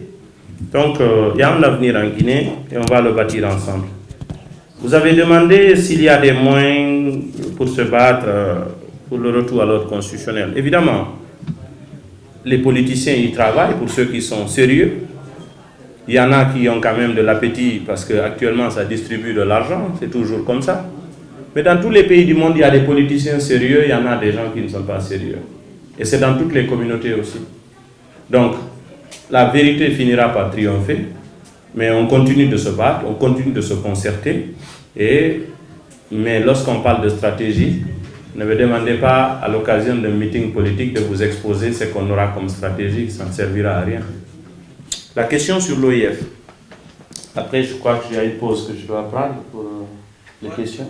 En tout cas, la réintégration de la Guinée sur l'OIF. En fait, c'est étonnant, parce que la Guinée, la position actuelle du pays ne lui permet pas de réunir les conditions de réintégrer une institution qui se veut démocratique, la promotion des valeurs culturelles de la démocratie. Mais cela est compréhensible dans le sens où le monde actuel vit une véritable crise du multilatéralisme. La plupart des institutions internationales sont devenues inaudibles. Les Nations Unies, ça organise des sessions, ça organise des assemblées, ça fait des déclarations, ça fait des communiqués, ça fait des résolutions, mais il n'y a personne qui prend en compte. Donc, nous vivons dans un monde où les dirigeants puissants ont pris le dessus sur les institutions. Donc l'OIF n'échappe pas à ça, les Nations Unies n'échappent pas à ça, la CEDEAO n'échappe pas à ça, l'Union africaine n'échappe pas à ça, et même l'Union européenne. Donc vous pouvez le remarquer, actuellement le monde est en guerre, Poutine fait ce qu'il veut, Netanyahu fait ce qu'il veut, Biden fait ce qu'il veut, Macron fait ce qu'il veut, chacun fait ce qu'il veut selon la capacité d'influence que le dirigeant a sur le reste du monde. Les Nations Unies se réunissent parce que c'est des fonctionnaires qui doivent être payés, mais ça ne sert à rien de venir auprès de ces institutions maintenant et chercher un plaidoyer. Sur le principe, ils vont faire des déclarations, mais il n'y a pas au moins d'influence sur le cours de l'histoire ou le cours des événements dans les États. Donc la réintégration de l'OIF, j'ai vu que la jeune se satisfait de ça, mais je crois que nous devons être conscients que notre destin et notre avenir ne se décidera ni à Washington, ni à Pékin, ni à Paris, ni à Abuja. Ça se jouera en Guinée. Tout dépend du rapport de force qu'on mettra dans la balance pour changer les choses chez nous. Il n'y a personne, aucun dirigeant, quelqu'un qui habite à 6000 km de chez toi, qui a ses propres problèmes qu'il n'arrive pas à résoudre. Pourquoi tu vas croire que celui-ci va abandonner ses problèmes pour t'aider à régler toi tes problèmes? Ça ne peut pas marcher. J'ai discuté banalement avec un dirigeant dont je ne vais pas dire le nom, qui n'est pas guinéen. Il me dit, donne-moi une raison qui va m'amener à m'intéresser à ton pays. Et il a raison. Il me donne l'exemple. Il dit, tu connais bien la Somalie, non? J'ai dit oui. La Somalie est un non-État depuis les années 90. Est-ce que tu as une fois pris la peine de penser à un Somalien, à plus forte raison poser un acte pour un Somalien? J'ai dit non, je ne l'ai pas fait. Il dit parce que ça ne t'intéresse pas. Ça ne peut pas t'intéresser. La Guinée, je ne suis pas guinéen, ça ne m'intéresse pas de dire que je vais faire des efforts pour t'aider. Aide-toi.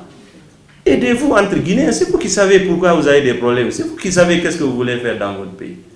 Donc il faut qu'on enlève de notre tête que quelqu'un d'autre va résoudre nos problèmes. Tous les dirigeants vont faire croire qu'ils tiennent le monde entier dans leurs mains. Quand c'était Alpha, on disait non, Alpha est puissant. Ah, il a les gens à Washington. Ah, il est les gens à Paris. Il est français, il est franco-ceci, il est turc, il est ça et ça. Aujourd'hui, il se promène. Qui parle de lui? Personne. Les gens là qui sont là, ils vont toujours communiquer. Ah, on a vu, on a rencontré les Chinois, on est allé à Pékin. Vous pouvez vous promener dans tous les forums du monde. Dans votre pays, si vous décidez d'enlever un dirigeant, vous l'enlevez et rien ne va se passer. Il n'y a aucun chef d'État ça ne perturbe le sommeil d'aucun président étranger parce qu'on a dégommé un président dans un pays. Personne. Le lendemain, il prend son café, il travaille, il appelle le nouveau président, il parle et puis on dit comment nous allons faire des affaires. C'est comme ça le monde, il marche. Il ne faut pas se faire des illusions. Moi, je m'attends à ce que personne d'autre ne résolve les problèmes chez nous. Si nous, Guinéens, nous voulons changer la trajectoire, nous pouvons. Mais si nous ne voulons pas, nous allons nous accommoder à ce qui existe, c'est tout. Vous, en tant que membre des forces vives, qu'est-ce qu'on doit faire pour arrêter, bloquer ce système de ce petit groupe mafieux à la tête de ce pays pour qu'au soir du 31 décembre 2024, que nous ayons des nouveaux décidents à la tête de ce pays ou un gouvernement parallèle, parce qu'ils ne sont pas légaux ni légitimes. Voilà ma question. Merci Tidiane. Si je vous dis maintenant ce qu'on va faire, ça risque de ne pas être fait. Parce que ce qui mérite d'être fait, c'est de la responsabilité de chacun de nous. Lorsque vous entendez le ministre des Affaires étrangères parler, ou les membres du gouvernement de la transition, vous avez l'impression qu'ils sont en train de gérer des biens privés, comme une famille. C'est eux qui savent quand les élections vont se faire, c'est eux qui savent comment elles vont se faire, c'est eux qui savent avec qui les faire. C'est comme si c'est un peu la réplique du Gondwana. On décide comme on veut dans le désordre. Le changement d'orientation sur l'engagement sur les élections, et ça obéit naturellement à l'envie de vouloir faire le forcing de sa candidature et imposer un président soi-disant élu. Donc, naturellement, ils ont fait beaucoup d'engagements, même les accords politiques qu'ils ont eu à mener, qui ont généré des résolutions. Même cela, aujourd'hui, les 10 points dont ils parlaient, ils ont eux-mêmes abandonné ça. La charte, ils l'ont abandonnée. Ils ont abandonné tous leurs engagements et aujourd'hui, ils sont obsédés à l'idée de conserver le pouvoir à n'importe quel prix. Je crois savoir que dans leur démarche à la recherche de soutien, leurs partenaires leur disent: si vous voulez garder le pouvoir, soyez clairs. Si vous voulez partir, soyez clairs. Parce que nous, on veut savoir comment se situer par rapport à l'avenir. Ils brandissent le Simandou comme étant leur projet phare. Mais le Simandou, c'est un projet de chantage. C'est-à-dire, leurs conseillers leur disent: distribuez ce patrimoine à plusieurs entreprises venant de différents pays. Comme ça, vous avez la garantie que soit vous créez de la division entre ces pays, ou bien vous avez le soutien de ces pays en bloc. Depuis qu'ils sont là, mais bien avant, tous les avenants de contrats signés en rapport de Simandou sont inaccessibles au public. Vous ne pouvez consulter nulle part un contrat, un avenant sur le Simandou, alors qu'il est clairement dit que les ressources naturelles du pays appartiennent à tous les fils du pays. Personne, aucune autorité, même si elle est élue, elle n'a pas le pouvoir de s'asseoir entre quatre murs et décider entre quatre personnes de l'attribution d'un bloc de Simandou, si ce n'est pas un peuple qui se décide à travers ses représentants. Et ses représentants, c'est quoi? C'est l'Assemblée nationale. Même si un président de la République est élu avec un score de 99% dans les lois guinéennes, il est obligé de faire recours à l'Assemblée nationale pour examiner un projet d'exploitation minière ou un projet d'exploitation d'une ressource naturelle du pays. Mais aujourd'hui, ça se gère où? Entre quatre murs, quelques personnes, et tous les jours, ils sont dans la propagande. Simandou 2040, Simandou. Vous vous souvenez quand Alpha Condé a déclaré Bokeh zone économique spéciale? Il est allé en Chine, il a dit: j'ai eu là-bas 20 milliards de dollars. Je suis venu à Washington, j'ai eu 20 milliards de dollars. J'ai pris des positions. Intention d'investissement ne veut pas dire investissement. Il n'y a aucun pays qui va déverser 20 milliards de dollars dans un pays qui ne fait pas 6 milliards de dollars de PIB. Et tous ces bailleurs de fonds, toutes ces entreprises sont accompagnées par des banques. Et ces banques évaluent en premier ce qu'on appelle le risque pays. Si vous êtes une autorité de transition, on sait que vous n'êtes pas là par élection, vous êtes là par la force. Vous imaginez que les gens vous mettent 20 milliards de dollars, 10 milliards de dollars. Mais puisque c'est facile de tromper les gens et de cacher les informations, à Bokeh, ils ont dit ça. Aujourd'hui, allez à Bokeh, moi je fais le tour chaque fois. Mais les habitants de Bokeh aujourd'hui, ils font partie des plus malheureux de la République à cause de l'exploitation minière. Il n'y a même pas de reboisement. Il y a des endroits dans la région de Bokeh, vous avez l'impression que c'est des cratères, vous avez. Toutes les entreprises, chacune a créé un port. Ils ont mis des belts là-bas, des ceintures, des tapis. Du site d'exploitation jusqu'au bateau. Le pays n'a aucun système de quantification. On nous déclare 125 millions de tonnes par an. C'est ridicule. Quels sont ceux qui mangent cet argent? C'est juste un petit groupe. Et alors on nous fait croire jusqu'à présent que les ressources minières constituent l'avenir de ce pays. Les ressources minières dans un pays aussi immoral, dans un pays aussi corrompu, et c'est plutôt ça profite une petite élite. Et les populations, quelles qu'elles ont? Rien. Donc que les gens ne se trompent pas. Qu'on prenne le Simandou pour le vendre à des pays et chercher du soutien pour rester au pouvoir, c'est une illusion. Parce que nous avons compris déjà de quoi il s'agit. Mais il faut qu'on se lève pour ça. Il faut qu'on conscientise les populations pour ça. Parce qu'il ne faudrait pas qu'on tombe dans ce piège. En ce qui concerne la mobilisation de la classe politique, des acteurs sociaux. Certes, c'est difficile, parce qu'en Guinée, des fois, vous avez du mal à savoir avec qui vous pouvez composer.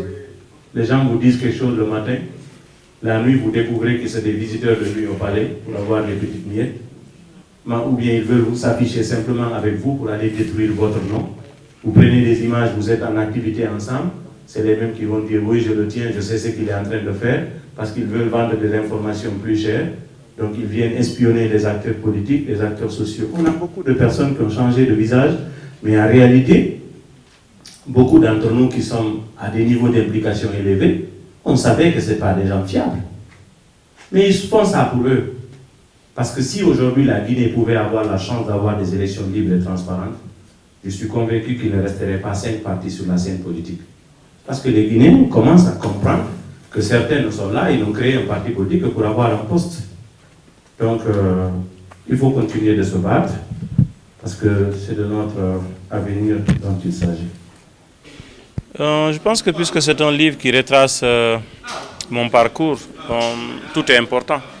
Je ne saurais sélectionner une partie et en laisser une autre. Il y a 6 chapitres à travers lesquels le lecteur se fera une opinion sur mon parcours et éventuellement comprendra la vie politique de la Guinée de ces 15 dernières années. Surtout que nous sommes en situation de transition où les choses se compliquent. Au moment où les choses se compliquent, je crois que ça va être très instructif et très informatif pour le lecteur. Quel mot vous voulez dire à la communauté guinéenne ici aux États-Unis et particulièrement à New York? Écoutez, vous savez, c'est important que les gens se mettent ensemble, qu'ils soient unis, surtout pour la cause nationale. Actuellement, le pays traverse des moments très difficiles avec beaucoup d'incertitudes.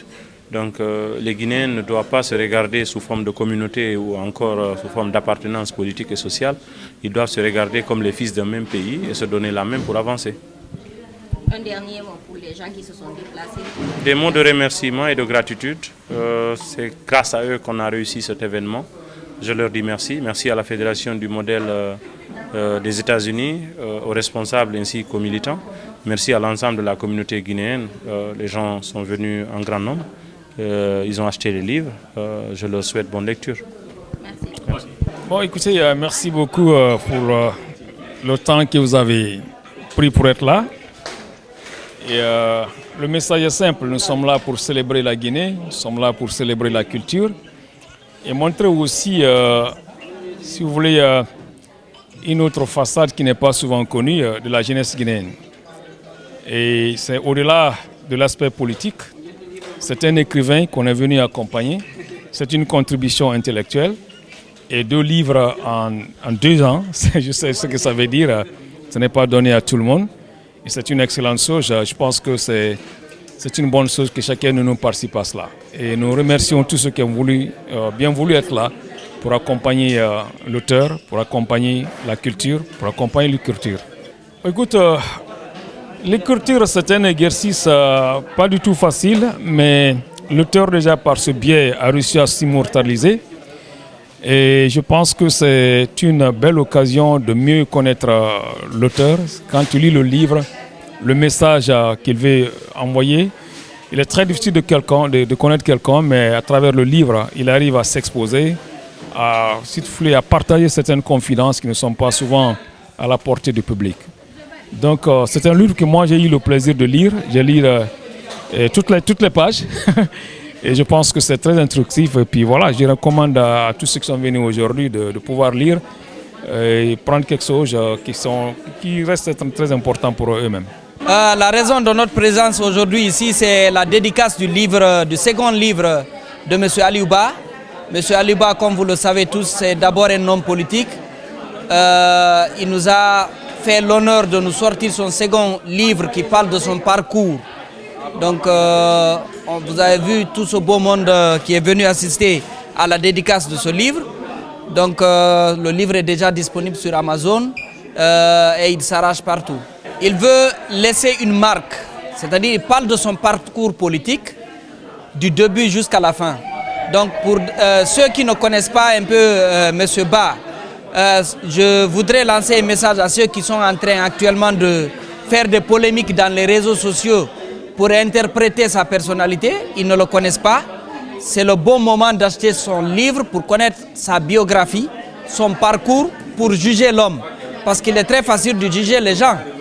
Très souvent, les gens ont tendance à extrapoler les idées des autres quand ils parlent de la situation actuelle de chez nous.